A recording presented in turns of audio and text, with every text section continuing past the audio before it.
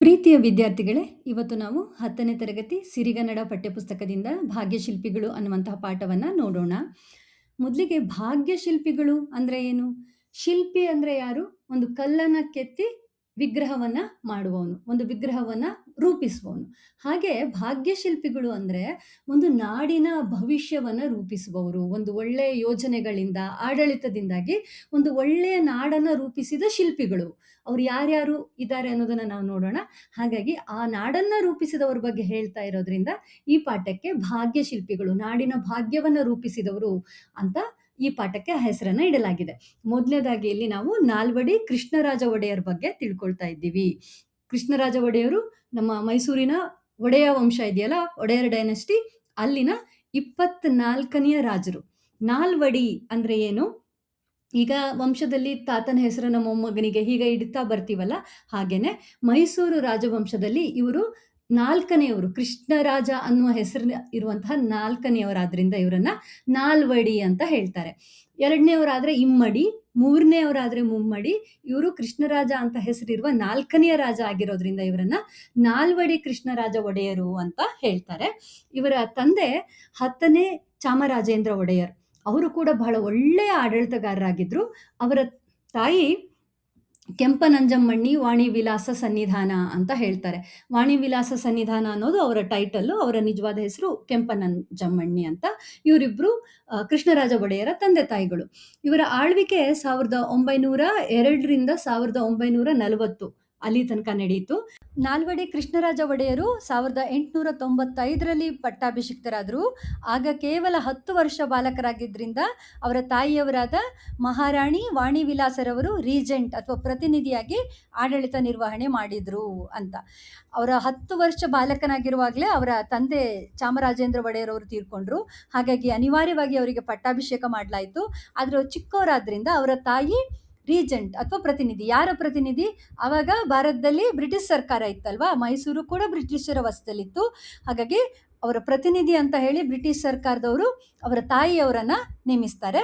ಹಾಗಾಗಿ ವಾಣಿ ವಿಲಾಸ ಅವರು ಅವರ ಪ್ರತಿನಿಧಿಯಾಗಿ ಆಡಳಿತ ನಿರ್ವಹಣೆಯನ್ನ ಪ್ರಾರಂಭ ಮಾಡಿದ್ರು. ಅವರು ಕೂಡ ಬಹಳ ವಿದ್ಯಾವಂತೆ ಆಗಿದ್ರು, ಒಳ್ಳೆ ರಾಜಮನೆತನದಿಂದ ಬಂದಿದ್ರು, ತುಂಬಾ ಒಳ್ಳೆಯ ಆಡಳಿತಗಾರ್ತಿ ಆಗಿದ್ರು ವಾಣಿ ವಿಲಾಸ ಸನ್ನಿಧಾನದವರು ಕೂಡ. ಆಮೇಲೆ ಅಷ್ಟಲ್ಲದೆ ತಮ್ಮ ಮಗನನ್ನ ಬಹಳ ಚೆನ್ನಾಗಿ ಸಾಕಿದ್ರು. ರಾಜಕುಮಾರನಿಗೆ ಸೂಕ್ತ ವಿದ್ಯಾಭ್ಯಾಸ, ಆಡಳಿತ ತರಬೇತಿ ಇವುಗಳನ್ನ ಮಹಾರಾಣಿಯವರು ತೀವ್ರ ನಿಗಾವಹಿಸಿ ನಡೆಸಿದುದರ ಪರಿಣಾಮವಾಗಿ ಮೈಸೂರು ರಾಜ್ಯಕ್ಕೆ ಒಬ್ಬ ಸಮರ್ಥ ಆಡಳಿತಗಾರರಾಗಿ ನಾಲ್ವಡಿ ಕೃಷ್ಣರಾಜ ಒಡೆಯರು ದೊರಕಿದರು ಅಂತ ಹೇಳ್ತಾರೆ. ಅವ್ರ ತಾಯಿ ಕೂಡ ಒಬ್ಬ ಒಳ್ಳೆ ಆಡಳಿತಗಾರ್ತಿಯಾಗಿದ್ರು, ಮಗನನ್ನು ಕೂಡ ಅದೇ ತರ ಬೆಳೆಸಿದ್ರು ಅಂತ ಇಲ್ಲಿ ಹೇಳ್ತಾ ಇದ್ದಾರೆ.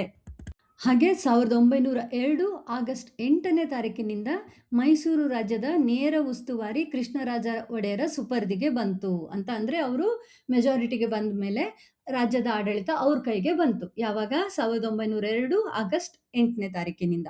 ಆಗ ದಿವಾನರಾಗಿದ್ದ ಸರ್ ಕೆ ಶೇಷಾದ್ರಿ ಅಯ್ಯರವರ ಸಹಕಾರದೊಡನೆ ಮೈಸೂರು ರಾಜ್ಯದ ಸರ್ವತೋಮುಖ ಅಭಿವೃದ್ಧಿಗೆ ನಾಲ್ವಡಿ ಕೃಷ್ಣರಾಜ ಒಡೆಯರು ಕಂಕಣಬದ್ಧರಾದರು ಅಂತ ಹೇಳ್ತಾರೆ ಇಲ್ಲಿ. ಇಲ್ಲಿ ಅವಾಗ ದಿವಾನರಾಗಿದ್ರು. ದಿವಾನರು ಅಂತ ಹೇಳಿದ್ರೆ ರಾಜಮನೆತನದ ಒಂದು ಪ್ರಧಾನಮಂತ್ರಿ ಸ್ಥಾನದಲ್ಲಿರುವವರು ಅಂತ ಹೇಳ್ಬೋದು. ಮೈಸೂರು ರಾಜ ಪರಂಪರೆಯಲ್ಲಿ ಉತ್ತಮವಾದ ದಿವಾನ್ ಪರಂಪರೆನೇ ಇದೆ. ಬಹಳ ಕೊಡುಗೆಯನ್ನು ಕೊಟ್ಟಿದ್ದಾರೆ ಅವರು ಮೈಸೂರು ರಾಜ್ಯದ ಅಭಿವೃದ್ಧಿಗೆ. ಅಂದ್ರೆ ಈ ರಾಜ್ಯದ ಆಡಳಿತ ಹೇಗಿರ್ಬೇಕು, ಅಭಿವೃದ್ಧಿ ಹೇಗಿರ್ಬೇಕು ಅಂತೆಲ್ಲ ನಿರ್ಧಾರ ಮಾಡಿ ರಾಜರಿಗೆ ಒಂದು ಮಾರ್ಗದರ್ಶನವನ್ನು ತೋರಿಸುವಂತ ಪೊಸಿಷನ್ ಅಲ್ಲಿ ಇರ್ತಾರೆ ಅವರು. ಆವಾಗ ಸರ್ ಕೆ ಶೇಷಾದ್ರಿಯರವರು ದಿವಾನರಾಗಿದ್ರು. ಅವರು ಮತ್ತೆ ಈ ಕೃಷ್ಣರಾಜ ಒಡೆಯರು ಸೇರಿ ರಾಜ್ಯದ ಸರ್ವತೋಮುಖ ಅಂದ್ರೆ ಎಲ್ಲಾ ಭಾಗದ ಅಭಿವೃದ್ಧಿಗೆ ಕಂಕಣಬದ್ಧರಾದರು ಅಂತ ಹೇಳ್ತಾರೆ. ಕಂಕಣಬದ್ಧರಾಗೋದು ಅಂದ್ರೆ ಏನು?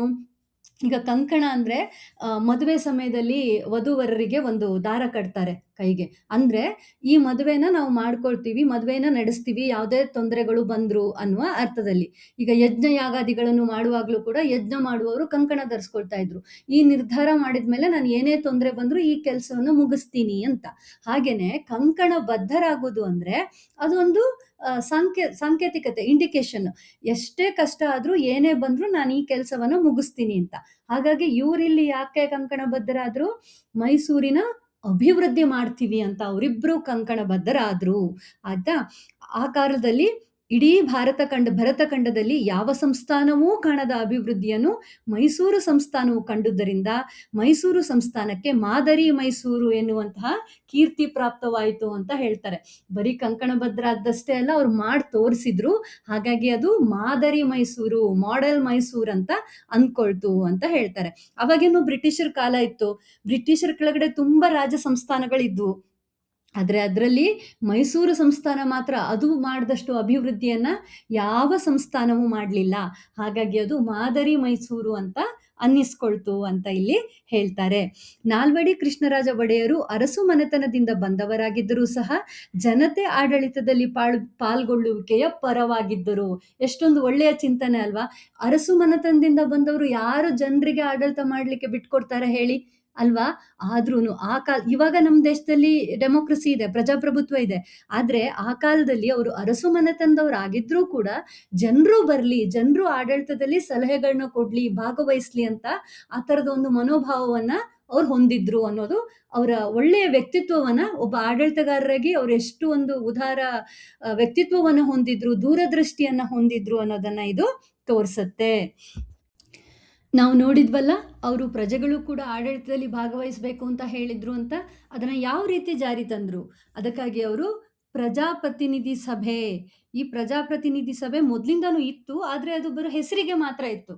ಆದ್ರೆ ಕೃಷ್ಣರಾಜ ಒಡೆಯರ ಕಾಲದಲ್ಲಿ ಪ್ರಜಾಪ್ರತಿನಿಧಿ ಸಭೆಯು ನೂತನ ಅಂದ್ರೆ ಹೊಸ ರೂಪವನ್ನ ಪಡೆದು ನಿಜವಾದ ಜನಪ್ರತಿನಿಧಿ ಸಭೆಯಾಗಿ ಪರಿವರ್ತನೆಯಾಯಿತು.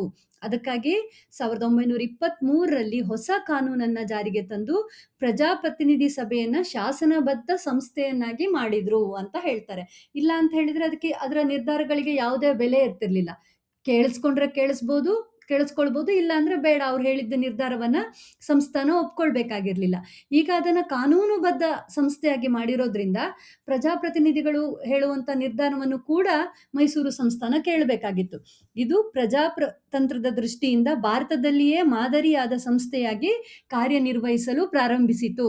ಇದ್ ನೋಡಿ, ಅವಾಗಿನ್ನೂ ಬ್ರಿಟಿಷ್ ಗೌರ್ಮೆಂಟ್ ಇದ್ದ ಕಾಲ ಅಲ್ವಾ? ನಮ್ಗೆ ಸ್ವಾತಂತ್ರ್ಯ ಸಿಕ್ಕಿ 1950ರಲ್ಲಿ ನಮ್ದು ಡೆಮೋಕ್ರಸಿ ಆಯ್ತು, ಗಣರಾಜ್ಯ ಆಯ್ತು. ಆದ್ರೆ ಅದಕ್ಕಿಂತ ಎಷ್ಟು ಮೊದಲು 1923ರಲ್ಲೇ ಮೈಸೂರು ರಾಜ್ಯವನ್ನ ಪ್ರಜಾಪ್ರತಿನಿಧಿ ಸಭೆಗೆ ಬಹಳಷ್ಟು ಮಹತ್ವವನ್ನು ಕೊಟ್ಟು ಜನರು ಏನ್ ಹೇಳ್ತಾರೆ ಅವರ ಅಭಿಪ್ರಾಯಗಳನ್ನು ತೆಗೆದುಕೊಂಡು ಮೈಸೂರು ಮಹಾರಾಜರಾಗಿದ್ದಂತಹ ಕೃಷ್ಣರಾಜ ಒಡೆಯರವರು ತಮ್ಮ ಆಡಳಿತವನ್ನ ನಡೆಸ್ತಾ ಇದ್ರು. ಹಾಗಾಗಿ ಇದು ಭಾರತದಲ್ಲಿ ಅತ್ಯಂತ ಮಾದರಿಯಾದದ್ದು ಅಂತ ಇಲ್ಲಿ ಹೇಳ್ತಾರೆ. ಈ ಪ್ರಜಾಪ್ರತಿನಿಧಿ ಸಭೆ ವರ್ಷಕ್ಕೆ 2 ಬಾರಿ ಸಮಾವೇಶಗೊಳ್ತಾ ಇತ್ತು. ನಮ್ಗೆ ಆಗತ್ತಲ್ವಾ, ಇವಾಗ ನಮ್ಮ ಸಂಸತ್ತು ಅಲ್ಲಿ ಸಮಾವೇಶಗೊಳ್ತಲ್ಲ, ನಮ್ಮ ಲೋಕಸಭೆ ಮತ್ತೆ ರಾಜ್ಯಸಭೆಗಳು. ಹಾಗೇನೆ ಈ ಪ್ರಜಾಪ್ರತಿನಿಧಿ ಸಭೆಯು ಕೂಡ ವರ್ಷಕ್ಕೆ 2 ಬಾರಿ ಅವರು ಅಸೆಂಬ್ಲಿ ಕರಿತಾ ಇದ್ರು. ಒಂದು ಜೂನ್ 1 ಅದು ಮಹಾರಾಜರ ವರ್ಧಂತಿ ಅಂದ್ರೆ ಅವ್ರು ಹುಟ್ಟಿರೋ ದಿನ. ಆಮೇಲೆ 2 ಅಕ್ಟೋಬರ್ ದಸರಾ ಮಹೋತ್ಸವ. ಮೈಸೂರಲ್ಲಿ ದಸರಾ ಬಹಳಷ್ಟು ಫೇಮಸ್ ಅಲ್ವಾ, ಪ್ರಸಿದ್ಧಿ ಹೊಂದಿದೆ. ಇವಾಗ್ಲೂ ನಮ್ಮ ಕರ್ನಾಟಕ ಸರ್ಕಾರ ಮೈಸೂರು ದಸರಾವನ್ನ ನಡೆಸ್ಕೊಂಡು ಬರ್ತಾ ಇದೆ. ಆಗ ಒಡೆಯರ ಕಾಲದಲ್ಲಿ ಬಹಳಷ್ಟು ಪ್ರಸಿದ್ಧಿ ಹೊಂದಿತ್ತು. ಆ ಸಮಯದಲ್ಲಿ ಮತ್ತೆ ಒಡೆಯರ ಹುಟ್ಟಿದ ಹಬ್ಬದ ಸಂದರ್ಭದಲ್ಲಿ 2 ಸಮಯದಲ್ಲಿ ಈ ಪ್ರಜಾಪ್ರತಿನಿಧಿ ಸಭೆ ಅಸೆಂಬ್ಲಿ ಆಗ್ಬಿಟ್ಟು ಅಲ್ಲಿ ಕಲಾಪಗಳನ್ನ ನಡೆಸಿ ನಿರ್ಧಾರಗಳನ್ನ ಕೈಗೊಳ್ತಾ ಇದ್ರು. ಅಲ್ಲಿ ಏನೇನ್ ನಿರ್ಧಾರ ನಡೀತಾ ಇತ್ತು? ವಾರ್ಷಿಕ ಆಯವ್ಯಯ ಅಂದ್ರೆ ಬಜೆಟ್, ಆಯ್ತಾ? ಬಜೆಟ್ ಸೆಷನ್ ಅಂತಾನೆ ಆಗತ್ತಲ್ವಾ ಇವಾಗ್ಲೂ ನಮ್ಮ ದೇಶದಲ್ಲಿ. ಹಾಗೇನೆ ಅವರು ಕೂಡ ವಾರ್ಷಿಕ ಆಯವ್ಯಯ ಪರಿಶೀಲನೆ ಮಾಡ್ತಾ ಇದ್ರು. ಪ್ರಶ್ನೋತ್ತರಗಳಾಗ್ತಾ ಇದ್ವು ಅಲ್ಲಿ, ಇದ್ಯಾಕೆ, ಅದ್ ಹೀಗೆ, ಇಲ್ಲಿ ಯಾಕೆ ಅಭಿವೃದ್ಧಿ ಆಗಿಲ್ಲ, ಈ ಯೋಜನೆ ಯಾಕೆ ಬಂದಿಲ್ಲ, ಆ ತರ ನಿರ್ಧಾರಗಳು, ಪ್ರಶ್ನೋತ್ತರಗಳಾಗ್ತಾ ಇದ್ವು. ಠರಾವುಗಳನ್ನು ಮಂಡಿಸುವುದು ಅಂದ್ರೆ ಏನಾದ್ರೂ ಡಿಸಿಷನ್ ತಗೊಂಡಾಗ ಅದನ್ನ ಮಂಡಿಸ್ಬೇಕಲ್ವಾ? ಠರಾವು ಅಂದ್ರೆ ಅಧಿಕೃತವಾಗಿ ಅಂಗೀಕರಿಸುವ ಲಿಖಿತ ನಿರ್ಧಾರ. ಇನ್ನು ಡಿಸಿಷನ್ ತಗೊಂಡ್ಮೇಲೆ ಅದನ್ನ ಬರೆದ್ಬಿಟ್ಟು ಅದಕ್ಕೆ ರಾಜಮುದ್ರೆ ಒತ್ತಿಬಿಟ್ಟು ಅದು ಕಾನೂನಾಗ್ಬೇಕು. ಹಾಗೆ ಠರಾವನ್ನ ರೆಸಲ್ಯೂಷನ್ ಅಂತ ಹೇಳ್ತಾರೆ. ಠರಾವನ್ನ ಮಂಡಿಸುವುದು ಮುಂತಾದ ಸಂಸದೀಯ ಮಾದರಿಯ ಚಟುವಟಿಕೆಗಳು ನಡೀತಿದ್ವು. ಸಂಸದೀಯ ಮಾದರಿ, ಈಗ ನಮ್ಮ ಪಾರ್ಲಿಮೆಂಟ್ ಹೆಂಗ್ ನಡೀತಾ ಇದೆ ಅದೇ ತರ ಅಲ್ಲಿ ಕಲಾಪಗಳನ್ನ ನಡೆಸಿ ನಿರ್ಧಾರವನ್ನ ಕೈಗೊಂಡು ರೆಸಲ್ಯೂಷನ್ಗಳನ್ನ ತಗೊಳ್ತಾ ಇದ್ರು ಅಂತ ಹೇಳ್ತಾರೆ. ಆ ಪ್ರತಿನಿಧಿ ಸಭೆಯಲ್ಲಿರುವಂತಹ 275 ಸದಸ್ಯರಲ್ಲಿ ಹೆಚ್ಚು ಪ್ರತಿನಿಧಿಗಳು ಜನರಿಂದ ಆಯ್ಕೆ ಆಗಿದ್ರು ಅಂತ. ಅಲ್ಲಿ ಕೆಲವು ಸಲ ಏನು ಪ್ರಜಾಪ್ರತಿನಿಧಿ ಸಭೆ ಅಂತ ಹೇಳಿದ್ರೆ ರಾಜರು ನೇಮಕ ಮಾಡ್ಬೋದು, ಅವ್ರು ಇರ್ಲಿ ಇವ್ರು ಇರ್ಲಿ ಅಂತ, ಆ ತರ. ಆ ಥರದವರು ಇದ್ರು. ಆದ್ರೆ ಜನರಿಂದನೇ ನೇಮಕ ಆದವರು ಕೂಡ ಹೆಚ್ಚಿನ ಜನರಿಂದ ನೇಮಕ ಆದವರು ಇದ್ರು ಆ ಪ್ರಜಾಪ್ರತಿನಿಧಿ ಸಭೆಯಲ್ಲಿ ಅಂತ ಹೇಳ್ತಾರೆ. ಅಂದ್ರೆ ಜನರಿಗೂ ಕೂಡ ಆಡಳಿತದಲ್ಲಿ ಭಾಗವಹಿಸ್ಲಿಕ್ಕೆ, ತಮ್ಮ ಪ್ರತಿನಿಧಿಗಳ ಮೂಲಕ ಭಾಗವಹಿಸ್ಲಿಕ್ಕೆ ಇಲ್ಲಿ ಹೆಚ್ಚಿನ ಅವಕಾಶ ಸಿಗ್ತಾ ಇತ್ತು ಆ ಕಾಲದಲ್ಲೇ. ಯಾವಾಗ? 1923 ಒಡೆಯರ ಕಾಲದಲ್ಲಿ ಅಂತ ಇಲ್ಲಿ ಹೇಳ್ತಾರೆ. ಮತ್ತೆ ನ್ಯಾಯ ವಿಧಾಯಕ ಸಭೆ ಅಂತ ಆಯ್ತಾ. ನಾಲ್ವಡಿ ಕೃಷ್ಣರಾಜ ಒಡೆಯರು 1907ರಲ್ಲಿ ನ್ಯಾಯ ವಿಧಾಯಕ ಸಭೆಯನ್ನ ಮಾಡಿದ್ರು. ಅದು ಲೆಜಿಸ್ಲೇಟಿವ್ ಕೌನ್ಸಿಲ್ ಆಯ್ತಾ. ಅದರ ಸದಸ್ಯರ ಸಂಖ್ಯೆ 50, ಅದರಲ್ಲಿ ಜನರಿಂದ ಆಯ್ಕೆಯಾದವರು 22, ಮತ್ತೆ ರಾಜರಿಂದ ನಾಮನಿರ್ದೇಶಿತ ಆದವರು, ರಾಜರು ನೇಮಕ ಮಾಡಿದವರು ಇರ್ತಾ ಇದ್ರು. 22 ಜನ ಅದರಲ್ಲಿ ಜನರಿಂದ ಆಯ್ಕೆ ಆದವರು ಕೂಡ ಇರ್ತಾ ಇದ್ರು. ಇದು ಮೇಲ್ಮನೆಯ ರೀತಿಯಲ್ಲಿ ಕಾರ್ಯನಿರ್ವಹಿಸುತ್ತಿತ್ತು ಅಂತ ಹೇಳ್ತಾರೆ. ಮೇಲ್ಮನೆ ಅಂದ್ರೆ ಯಾವುದು? ನಮ್ಮ ರಾಜ್ಯಸಭೆ. ನಮ್ಮಲ್ಲಿ ಪಾರ್ಲಿಮೆಂಟ್ ಅಲ್ಲಿ ಲೋಕಸಭೆ ಮತ್ತೆ ರಾಜ್ಯಸಭೆ ಎರಡೂ ಇದೆಯಲ್ಲ. ಲೋಕಸಭೆಯಲ್ಲಿ ಯಾವುದೇ ಇದು ಮಾಡಿದ್ರೆ, ಕಾನೂನು ಶಾಸನಗಳನ್ನ ಮಾಡಿದ್ರು ಕೂಡ ರಾಜ್ಯಸಭೆ ಕೂಡ ಅದನ್ನ ಪರಿಶೀಲಿಸಿ ಅನುಮೋದಿಸ್ಬೇಕು. ರಾಜ್ಯಸಭೆಯಿಂದನೂ ಪಾಸ್ ಆಗ್ಬೇಕದು ಅಲ್ವಾ.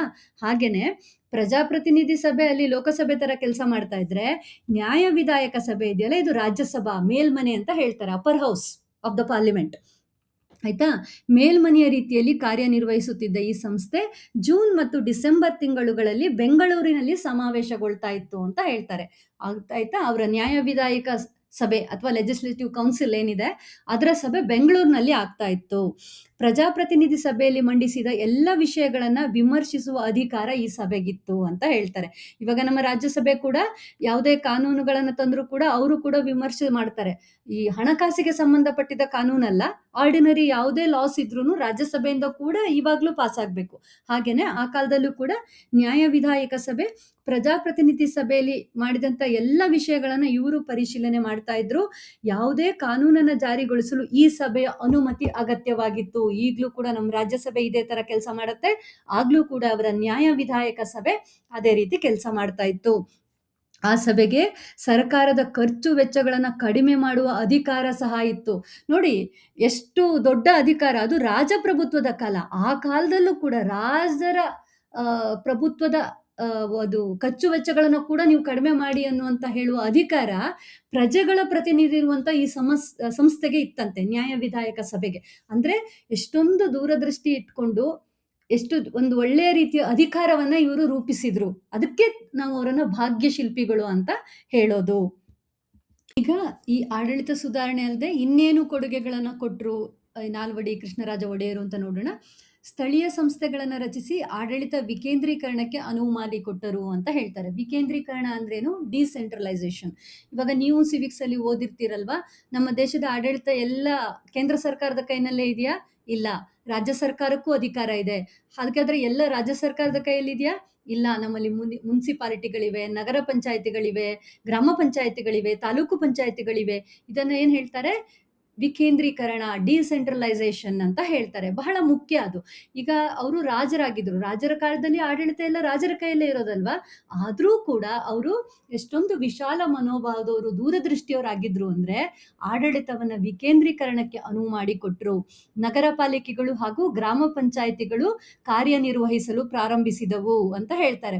ಆಮೇಲೆ ಅವರ ಕಾಲದಲ್ಲಿ ಗ್ರಾಮ ನೈರ್ಮಲೀಕರಣ, ವೈದ್ಯಕೀಯ ಸಹಾಯ, ವಿದ್ಯಾ ಪ್ರಚಾರ, ನೀರಿನ ಸೌಕರ್ಯ, ಪ್ರಯಾಣ ಸೌಲಭ್ಯ ಮುಂತಾದ ಕ್ಷೇತ್ರಗಳು ಸ್ವಯಂ ಆಡಳಿತ ಕ್ಷೇತ್ರಗಳಾದವು ಅಂತ ಹೇಳ್ತಾರೆ. ಅಂದ್ರೆ ಅವೆಲ್ಲ ಡಿಸೆಂಟ್ರಲೈಸೇಷನ್ ಆಗಿ ಆಯಾ ಲೋಕಲ್ ಆಡಳಿತಕ್ಕೆ ಬಂತು. ಬಹಳ ಮುಖ್ಯ ಅಲ್ವಾ ಅದು. ಗ್ರಾಮ ನೈರ್ಮಲೀಕರಣ ಮಾಡೋದಕ್ಕೆ ಹೋಗಿ ರಾಜರ ತನಕ ಕೂತ್ಕೊಳ್ಳೋಕ್ಕಾಗತ್ತಾ? ಆ ಒಂದು ಗ್ರಾಮ ಪಂಚಾಯಿತಿ ನೋಡ್ಕೋಬೇಕು ಅದನ್ನ. ಹಾಗೇನೆ ವೈದ್ಯಕೀಯ ಸಹಾಯ ಆ ಹಳ್ಳಿಗಳಿಗೆ ಅವತ್ತು ಅಥವಾ ಒಂದು ಸಣ್ಣ ಪಟ್ಟಣಕ್ಕೆ ಬಹಳ ಮುಖ್ಯ ಆಗಿರುತ್ತೆ. ಅದನ್ನ ಇನ್ಯಾವುದೋ ದೊಡ್ಡ ಸರ್ಕಾರ, ಮೇಲಿನ ಸರ್ಕಾರ ಬಂದು ಮಾಡುತ್ತೆ ಅಂತ ಕಾದ್ಕೊಂಡು ಕೂತ್ಕೊಳ್ಳೋಕ್ಕಾಗಲ್ಲ. ಹಾಗಾಗಿ ಇಲ್ಲೆಲ್ಲ ಸ್ವಯಂ ಆಡಳಿತ ಆಗೋದು ಬಹಳ ಮುಖ್ಯ ಆಗಿತ್ತು. ಅವರು ಅದನ್ನ ಮಾಡಿ ತೋರಿಸಿದ್ರು. ಆಮೇಲೆ ಮೈಸೂರು ಸಂಸ್ಥಾನವನ್ನು ಮಾದರಿ ಸಂಸ್ಥಾನವಾಗಿ ರೂಪಿಸಿದ್ರು. ಈ ಎಲ್ಲ ಆಡಳಿತ ವ್ಯವಸ್ಥೆಯ ಬದಲಾವಣೆಗಳಿಂದ ಅವರನ್ನ ನಾವು ಸಾಮಾಜಿಕ ಕಾನೂನುಗಳ ಹರಿಕಾರ ಅಂತ ಹೆಸರಾದ್ರು ಅಂತ ಹೇಳ್ತಾರೆ. ಅವರು ಎಷ್ಟೊಂದು ಒಳ್ಳೊಳ್ಳೆಯ ಸಾಮಾಜಿಕ ಕಾನೂನುಗಳನ್ನ ತಂದಿದ್ದಾರೆ ಅಂತ ನಾವು ಮುಂದೆ ನೋಡ್ತೀವಿ. ಹರಿಕಾರ ಅಂದ್ರೆ ಏನು? ಮುಂದಾಳು ಅಂತ ಹೇಳ್ಬಿಟ್ಟು. ಸಾಮಾಜಿಕ ಕಾನೂನುಗಳು ಅಂದ್ರೆ ಸಮಾಜಕ್ಕೆ ಒಳ್ಳೇದಾಗ್ಲಿ, ಸಮಾಜದ ಅಭಿವೃದ್ಧಿ ಆಗ್ಲಿ, ಬದಲಾವಣೆ ಆಗ್ಲಿ ಅನ್ನೋ ದೃಷ್ಟಿಯಿಂದ ತುಂಬಾ ಒಳ್ಳೆಯ ಕಾನೂನುಗಳನ್ನ ತಗೊಂಡು ಬಂದಿದ್ದಾರೆ ಅವರು. ನಾವು ಮುಂದೆ ನೋಡ್ತೀವಿ. ಹಾಗಾಗಿ ಅವರನ್ನ ಸಾಮಾಜಿಕ ಕಾನೂನುಗಳ ಹರಿಕಾರ ಅಂತ ಕರೀತಾರೆ. ಅದಲ್ಲದೆ ಸಾಹಿತ್ಯ, ಸಂಗೀತ, ವಾಸ್ತುಶಿಲ್ಪ ಅಭಿವೃದ್ಧಿಗೂ ಕೂಡ ಒತ್ತು ನೀಡಿದ್ರು. ಬರೀ ಆಡಳಿತದ ಮಾತ್ರ ನೋಡ್ಲಿಲ್ಲ ಅವರು. ಯಾಕಂದ್ರೆ ಒಂದು ದೇಶ, ಒಂದು ನಾಡು ಅಂದಾಗ ಬಹಳ ಮುಖ್ಯ ಆಗತ್ತೆ. ಎಲ್ಲವೂ ಸಾಹಿತ್ಯವೂ ಬೇಕು, ಸಂಗೀತನೂ ಬೇಕು, ಎ ನಾಡಿನ ವಾಸ್ತುಶಿಲ್ಪ ಕೂಡ ಬೇಕಾಗತ್ತೆ. ಅದೆಲ್ಲ ನಮ್ಮ ಸಂಸ್ಕೃತಿ ಅಲ್ವಾ? ಎಲ್ಲದಕ್ಕೂ ಇಂಪಾರ್ಟೆನ್ಸ್ ಕೊಡ್ಬೇಕಾಗತ್ತೆ. ಹಾಗೆ ಅವೆಲ್ಲದಕ್ಕೂ ಅವರು ಇಂಪಾರ್ಟೆನ್ಸ್ ಅನ್ನ ಕೊಟ್ಟಿದ್ರು. ಬೆಂಗಳೂರಿನಲ್ಲಿ ಕನ್ನಡ ಸಾಹಿತ್ಯ ಪರಿಷತ್ತನ್ನು ಪ್ರಾರಂಭಿಸಿದರು ಅಂತ ಹೇಳ್ತಾರೆ. ಇವಾಗ್ಲೂ ಬೆಂಗಳೂರಿನಲ್ಲಿ ಕನ್ನಡ ಸಾಹಿತ್ಯ ಪರಿಷತ್ತು ಕಾರ್ಯನಿರ್ವಹಿಸುತ್ತೆ. ಅದು ಕರ್ನಾಟಕದ ಭಾಷೆ, ಸಾಹಿತ್ಯ, ಕಲೆ, ಸಂಸ್ಕೃತಿ ಇವುಗಳ ಪ್ರಸಾರಕ್ಕಾಗಿ ಬಹಳ ಕೆಲಸ ಕಾರ್ಯಗಳನ್ನ ಮಾಡ್ತದೆ. ಹೊಸ ಹೊಸ ಪುಸ್ತಕಗಳನ್ನ ಪ್ರಕಟಣೆ ಮಾಡ್ತಾರೆ. ನಮ್ಮ ನಿಘಂಟುಗಳು, ಡಿಕ್ಷನರೀಸು ಅವುಗಳನ್ನೆಲ್ಲ ಪ್ರಕಟಣೆ ಮಾಡ್ತಾರೆ. ಅಥವಾ ನಮ್ಮ ಶಾಸನಗಳನ್ನೆಲ್ಲ ಸಂಶೋಧನೆ ಮಾಡ್ಲಿಕ್ಕೆ ಸಹಾಯ ಮಾಡ್ತಾರೆ. ಮತ್ತೆ ನಿಮ್ಗೆ ಪ್ರತಿ ಪಾಠದಲ್ಲಿ ನಿಮ್ಗೆ ಬರುತ್ತಲ್ಲ, ಲೇಖಕರು ಯಾವ ಸಾಹಿತ್ಯ ಸಮ್ಮೇಳನದ ಅಧ್ಯಕ್ಷರಾಗಿದ್ರು ಅಂತ. ಆ ಸಾಹಿತ್ಯ ಸಮ್ಮೇಳನಗಳನ್ನು ಕೂಡ ಈ ಕನ್ನಡ ಸಾಹಿತ್ಯ ಪರಿಷತ್ತು ಸಂಘಟಿಸುತ್ತೆ. ಕನ್ನಡಕ್ಕಾಗಿ ಬಹಳ ಕೆಲಸವನ್ನ ಮಾಡುತ್ತೆ ಈ ಕನ್ನಡ ಸಾಹಿತ್ಯ ಪರಿಷತ್ತು. ಅದನ್ನ ಕೃಷ್ಣರಾಜ ಒಡೆಯರ ಕಾಲದಲ್ಲಿ ಪ್ರಾರಂಭ ಮಾಡಿದ್ರು. ನೋಡಿ ಎಷ್ಟು ದೂರದೃಷ್ಟಿ. ಇವಾಗ್ಲೂ ಅವರು ಮಾಡಿದ ಎಲ್ಲ ಕಾರ್ಯಗಳ ಫಲವನ್ನ ನಾವು ಇವಾಗ್ಲೂ ಕೂಡ ಉಣ್ತಾ ಇದ್ದೀವಿ. ಅದಲ್ಲದೆ ಎಷ್ಟೊಂದು ರೈಲ್ವೆ ಮಾರ್ಗಗಳನ್ನ ತಂದ್ರು. ಬಹಳ ಇಂಪಾರ್ಟೆಂಟ್ ಆಗಿತ್ತು ನಮ್ಮ ದೇಶಕ್ಕೆ. ರೈಲ್ವೆ ಮಾರ್ಗಗಳು ನಮ್ಮ ಅಭಿವೃದ್ಧಿಗೆ ಬಹಳ ಮುಖ್ಯ. ಪ್ರಯಾಣಿಕರ ರೈಲ್ವೆ ಮಾರ್ಗಗಳು ಮತ್ತೆ ಗೂಡ್ಸ್ ರೈಲ್ವೆ ಮಾರ್ಗಗಳು ಕೂಡ.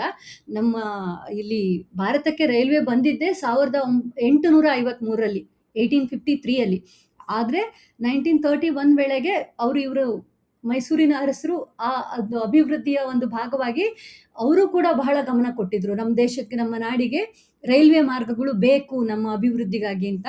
ಎಷ್ಟೊಂದು ರೈಲ್ವೆ ಮಾರ್ಗಗಳನ್ನ ಅವರು ಕಂಪ್ಲೀಟ್ ಮಾಡಿದ್ರು ಅವರ ಆಡಳಿತ ಅವಧಿಯಲ್ಲಿ. ಮೈಸೂರು, ಅರಸೀಕೆರೆ, ಬೆಂಗಳೂರು, ಚಿಕ್ಕಬಳ್ಳಾಪುರ, ಚಿಕ್ಕಜಾಜೂರು, ಚಿತ್ರದುರ್ಗ, ನಂಜನಗೂಡು, ಚಾಮರಾಜನಗರ, ತರೀಕೆರೆ, ಶಿವಮೊಗ್ಗ, ಆನಂದಪುರ ಈ ಎಲ್ಲ ರೈಲು ಮಾರ್ಗಗಳನ್ನು 1931ರ ವೇಳೆಗೆ ಪೂರೈಸಲಾಯಿತು ಅಂತ. ಇದು ಅಭಿವೃದ್ಧಿಯಲ್ಲಿ ಬಹಳ ದೊಡ್ಡ ಮೈಲಿಗಲ್ಲು. ಬಹಳ ಕೃತಜ್ಞರಾಗಿರ್ಬೇಕು ನಾವು ಅವರ ಆಡಳಿತದ ರೀತಿಗೆ. ಆಮೇಲೆ ಬಹಳ ಬಹಳ ಮುಖ್ಯವಾದದ್ದಂದ್ರೆ 1900ರಲ್ಲಿ ಶಿವನ ಸಮುದ್ರದ ಬಳಿ ಕಾವೇರಿ ನದಿಯಿಂದ ಜಲವಿದ್ಯುತ್ ಯೋಜನೆ ಉತ್ಪಾದನಾ ಕೇಂದ್ರ ಪ್ರಾರಂಭವಾಯಿತು. ಇದು ಭಾರತ ಮಾತ್ರ ಅಲ್ಲ, ಏಷ್ಯಾ ಖಂಡದಲ್ಲೇ ಮೊದಲ ಜಲ ವಿದ್ಯುತ್ ಯೋಜನೆ. ಯಾವಾಗ ನೋಡಿ, ಇದು 1900ರಲ್ಲಿ. ಈಗ ನಾವು 2026ರಲ್ಲಿ ಇದ್ದೀವಿ. 125 ವರ್ಷಗಳ ಹಿಂದೆ ಆ ಕಾಲದಲ್ಲಿ ಅವರು ಜಲವಿದ್ಯುತ್ ಯೋಜನೆಯನ್ನ ಕೈಗೊಂಡ್ರು. ಅದು ಏಷ್ಯಾದಲ್ಲೇ ಫಸ್ಟ್. ಆಯ್ತಾ? ಶಿವನ ಸಮುದ್ರದ ಹತ್ರ ಕಾವೇರಿ ನದಿಗೆ ಗಗನಚುಕ್ಕಿ ಮತ್ತೆ ಭರಚುಕ್ಕಿ ಅಂತ ಜಲಪಾತ ಇದೆ. ಅದನ್ನು ಉಪಯೋಗಿಸಿಕೊಂಡು ಅವರು ವಿದ್ಯುತ್ ಉತ್ಪಾದನೆಯನ್ನ ಮಾಡ್ತಾರೆ. ನೀವು ಪ್ರವಾಸಕ್ಕೆ ಹೋಗಿ, ಈಗ ಮಳೆಗಾಲ ಪ್ರಾರಂಭ ಆಗಿದೆಯಲ್ಲ, ಯಾವಾಗಾದ್ರೂ ಒಂದ್ಸಲ ಹೋಗಿ ಶಿವನ ಸಮುದ್ರಕ್ಕೆ ಹೋಗಿ ನೋಡ್ಕೊಂಡು ಬನ್ನಿ. ಆಯ್ತಾ? ಅಂತಹ ಒಂದು ದೇಶಕ್ಕೆ, ನಾಡಿಗೆ ಬೇಕಾಗಿರುವಂತಹ ಇವತ್ತಿಗೂ ನಾವು ಉಪಯೋಗಿಸ್ತಿರುವಂತಹ ಯೋಜನೆಯನ್ನ ಅವರು ಆ ಕಾಲದಲ್ಲಿ ಮಾಡಿ ಪೂರೈಸಿದ್ರು. ಆಮೇಲೆ 1907ರಲ್ಲಿ ವಾಣಿ ವಿಲಾಸ ಸಾಗರ ಅಥವಾ ಮಾರಿ ಕಣಿವೆ, 1911ರಲ್ಲಿ ಕೃಷ್ಣರಾಜ ಸಾಗರ ಅಥವಾ ಈ ಅವರ ಪ್ರಮುಖವಾದ ಯೋಜನೆಗಳು. ಇವು ಯಾವುದು? ನೀರಾವರಿ ಯೋಜನೆಗಳು ಇವು. ವಾಣಿ ವಿಲಾಸ ಸಾಗರ ಮತ್ತೆ ಕೃಷ್ಣರಾಜ ಸಾಗರ ಇದೆಯಲ್ಲ, ಅವು ಇರಿಗೇಷನ್, ನೀರಾವರಿ ಮತ್ತೆ ಕುಡಿಯುವ ನೀರು. ಇವಾಗ ಕೃಷ್ಣರಾಜ ಸಾಗರ ಅಂದ್ರೆ ಯಾವುದು? KRS. ನಮ್ಮ ಮಂಡ್ಯ ಜಿಲ್ಲೆ ಮೈಸೂರಲ್ಲಿ ನಾವು KRS ಬೃಂದಾವನ ಎಲ್ಲ ನೋಡಕ್ ಹೋಗ್ತೀವಲ್ವಾ, ಅದು ಆ ಕಾಲದಲ್ಲಿ ಕೃಷ್ಣರಾಜ ಒಡೆಯರ ಕಾಲದಲ್ಲಿ ಅದನ್ನ ಪ್ರಾರಂಭಿಸಿದ್ದು. ಇವಾಗ್ಲೂ ನಾವು ಕೃತಜ್ಞರಾಗಿರ್ಬೇಕು. ಕುಡಿಯುವ ನೀರು ಸಪ್ಲೈ ಮಾಡತ್ತೆ. ಎಷ್ಟು ಒಂದು ಕೃಷಿ ಕಾರ್ಯಕ್ಕೆ ಇದು ಸಹಾಯ ಆಗಿದೆ ಅಂದ್ರೆ, ರೈತರು ಇವತ್ತಿಗೂ ಅವರನ್ನ ನೆನೆಸ್ಕೊಳ್ತಾರೆ ಈ ಯೋಜನೆಯನ್ನ ಮಾಡಿದ ಕಾರಣಕ್ಕಾಗಿ. ಮತ್ತೆ ವಾಣಿ ವಿಲಾಸ ಸಾಗರ ಚಿತ್ರದುರ್ಗ ಜಿಲ್ಲೆಯಲ್ಲಿದೆ. ಅವರ ತಾಯಿಯಾದಂಥ ವಾಣಿ ವಿಲಾಸ ಸನ್ನಿಧಾನ ಅವರ ನೆನಪಿನಲ್ಲಿ ಆ ಹೆಸರನ್ನ ಇಡಲಾಗಿದೆ. ವಾಣಿ ವಿಲಾಸ ಸನ್ನಿಧಾನ ಅವರು ಕೂಡ ಬಹಳ ಬಹಳ ಒಳ್ಳೆಯ ಆಡಳಿತಗಾರರಾಗಿದ್ರು, ಜನರಿಗಾಗಿ ಮಿಡಿಯೋರಾಗಿದ್ರು.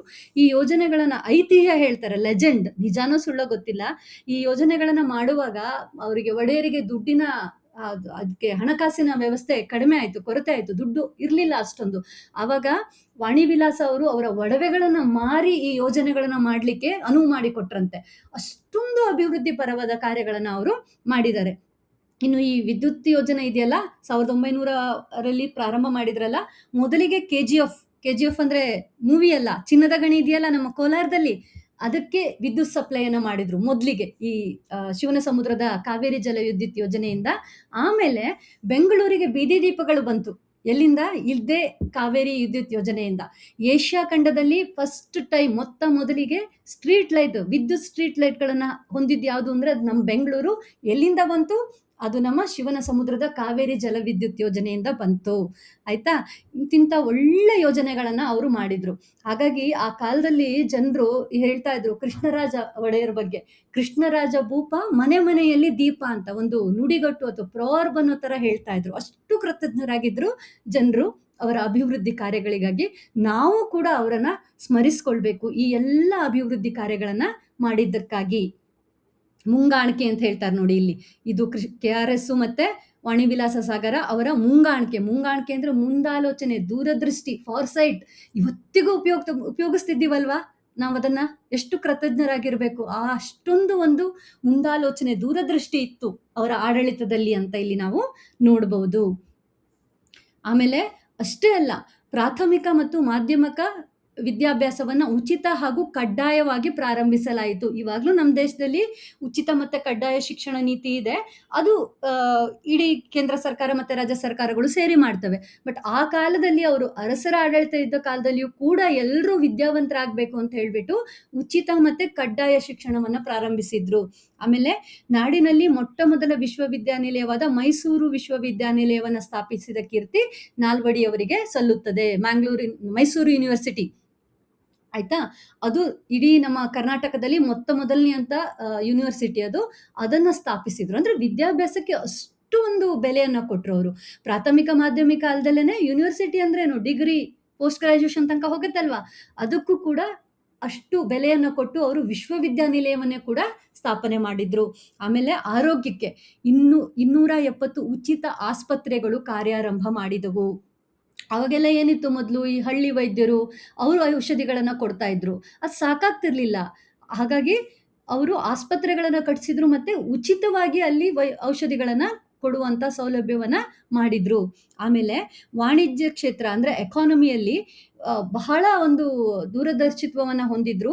ಹಾಗಾಗಿ ಮೈಸೂರು ಬ್ಯಾಂಕಿನ ಸ್ಥಾಪನೆ ಆರ್ಥಿಕ ಅಭಿವೃದ್ಧಿಯ ಸಂಕೇತ. ಮೈಸೂರು ಬ್ಯಾಂಕ್ ಅಂದ್ರೆ ಸ್ಟೇಟ್ ಬ್ಯಾಂಕ್ ಆಫ್ ಮೈಸೂರು, ಬೆಂಗಳೂರಿನಲ್ಲಿದೆ. ಅದು ಮೈಸೂರು ಬ್ಯಾಂಕ್ ಸರ್ಕಲ್ ಅಂತ ಇವಾಗ್ಲೂ ಕರೀತಾರೆ ಅದನ್ನ. ಈಗ ಅದು state bank of India SBI ಜೊತೆ ಮರ್ಜ್ ಆಗಿದೆ. ಆದ್ರೆ ಆ ಕಾಲದಲ್ಲೇ ಅವರು ಮೈಸೂರು ಬ್ಯಾಂಕ್ ಅನ್ನ ಪ್ರಾರಂಭ ಮಾಡಿದ್ರು. ನಿಮ್ಗೆ ಅನ್ನಿಸ್ಬೋದು ಬ್ಯಾಂಕ್ ಪ್ರಾರಂಭ ಮಾಡೋದೇನು ಅಂತ, ಯಾಕಂದ್ರೆ ನೀವೆಲ್ಲ ಹುಟ್ಟಿದಾಗಿಂದ ಬ್ಯಾಂಕ್ ಅನ್ನ ನೋಡಿದಿರಿ. ಬಟ್ ಆ ಕಾಲದಲ್ಲಿ ಆ ತರದ ಹಣಕಾಸು ಸಂಸ್ಥೆಗಳು ಇರ್ಲಿಲ್ಲ. ಅವರು ಇನಿಷಿಯೇಟಿವ್ ತಗೊಂಡು ದೇಶದ ಅಭಿವೃದ್ಧಿಗೆ ಇದು ಬೇಕು, ಆಯ್ತಾ, ಜನರಿಗೆ ಹಣವನ್ನ ಇಡ್ಲಿಕ್ಕೆ, ಉಳಿತಾಯ ಮಾಡ್ಲಿಕ್ಕೆ ಅಥವಾ ಅವರ ಅಭಿವೃದ್ಧಿ ಕಾರ್ಯಗಳಿಗಾಗಿ ಸಾಲವನ್ನ ತೆಗೆದುಕೊಳ್ಳಿಕ್ಕೆ, ಇದೆಲ್ಲ ಕಾರಣಕ್ಕಾಗಿ ನಮಗೂ ಒಂದು ಬ್ಯಾಂಕ್ ಬೇಕು ಅಂತ ಆ ಕಾಲಕ್ಕೆ ಅವರು ಮೈಸೂರು ಬ್ಯಾಂಕ್ ಅನ್ನ ಸ್ಥಾಪನೆ ಮಾಡಿದ್ರು. ಆಮೇಲೆ 1906ರಲ್ಲಿ ಸಹಕಾರ ಸಂಘಗಳನ್ನ ಸ್ಥಾಪಿಸಲಾಯಿತು. ಸಹಕಾರ ಸಂಘ ಅಂದ್ರೆ ಕೋಆಪರೇಟಿವ್ ಸೊಸೈಟಿ. ಇವಾಗ್ಲೂ ಆಗುತ್ತೆ ಅಲ್ವಾ? ಆ ಕಾಲದಲ್ಲಿ ಅವರು ಅದಕ್ಕೆ ಫೌಂಡೇಶನ್ ಹಾಕಿದ್ರು. ಆ ತರದ ಒಂದು ಅಭಿವೃದ್ಧಿ ಯೋಜನೆಗಳನ್ನ ಜನರಿಗೆ ತೋರಿಸ್ಕೊಟ್ಟಿದ್ರು. ಹೀಗ್ ಮಾಡಬಹುದು, ಈ ರೀತಿ ಅಭಿವೃದ್ಧಿ ಆಗ್ಬಹುದು ಅಂತ ಕೃಷ್ಣರಾಜ ಒಡೆಯರು ಅವರ ಆಡಳಿತ ಕಾಲದಲ್ಲಿ ತೋರಿಸಿಕೊಟ್ರು.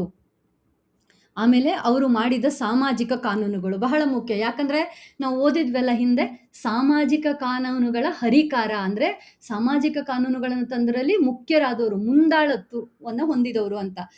ಏನೆಲ್ಲ ಕಾನೂನು ತಂದ್ರು ನೋಡಿ ಇವರು, ನಿಮ್ಗೆ ಆಶ್ಚರ್ಯ ಆಗ್ಬೋದು, ಇದು ಎಲ್ಲ ಕಾನೂನು ಆಯ್ತಾ ಅಂತ ಹೇಳ್ಬಿಟ್ಟು. ಅನೇಕ ಸಾಮಾಜಿಕ ಸುಧಾರಣೆ ಮತ್ತು ಮಹಿಳಾ ಪರ ಕಾನೂನುಗಳನ್ನ ತಂದ್ರು. ಮೊದಲೇದು ದೇವದಾಸಿ ಪದ್ಧತಿ ನಿಷೇಧ. ಈ ಪದ್ಧತಿ ಇಲ್ಲ, ಹಾಗಾಗಿ ನಿಮ್ಗೆ ಆಶ್ಚರ್ಯ ಆಗ್ಬೋದು. ಇದು ಹೇಳ್ತೀನಿ, ಇದೆಲ್ಲ ಇಲ್ಲಿ ಬಸವಿ ಪದ್ಧತಿ, ಗೆಜ್ಜೆ ಪೂಜೆ, ಇವೆಲ್ಲ ಮಹಿಳೆಯರಿಗೆ ಸಂಬಂಧಪಟ್ಟಿದ್ದು. ಏನ್ ಮಾಡ್ತಿದ್ರು ಆ ಕಾಲದಲ್ಲಿ, ಕೆಲವರನ್ನ ದೇವದಾಸಿಯರು ಅಂತ ಬಿಟ್ಬಿಡ್ತಿದ್ರು, ದೇವರಿಗೆ ಅಂತ ಬಿಟ್ಬಿಡೋದು.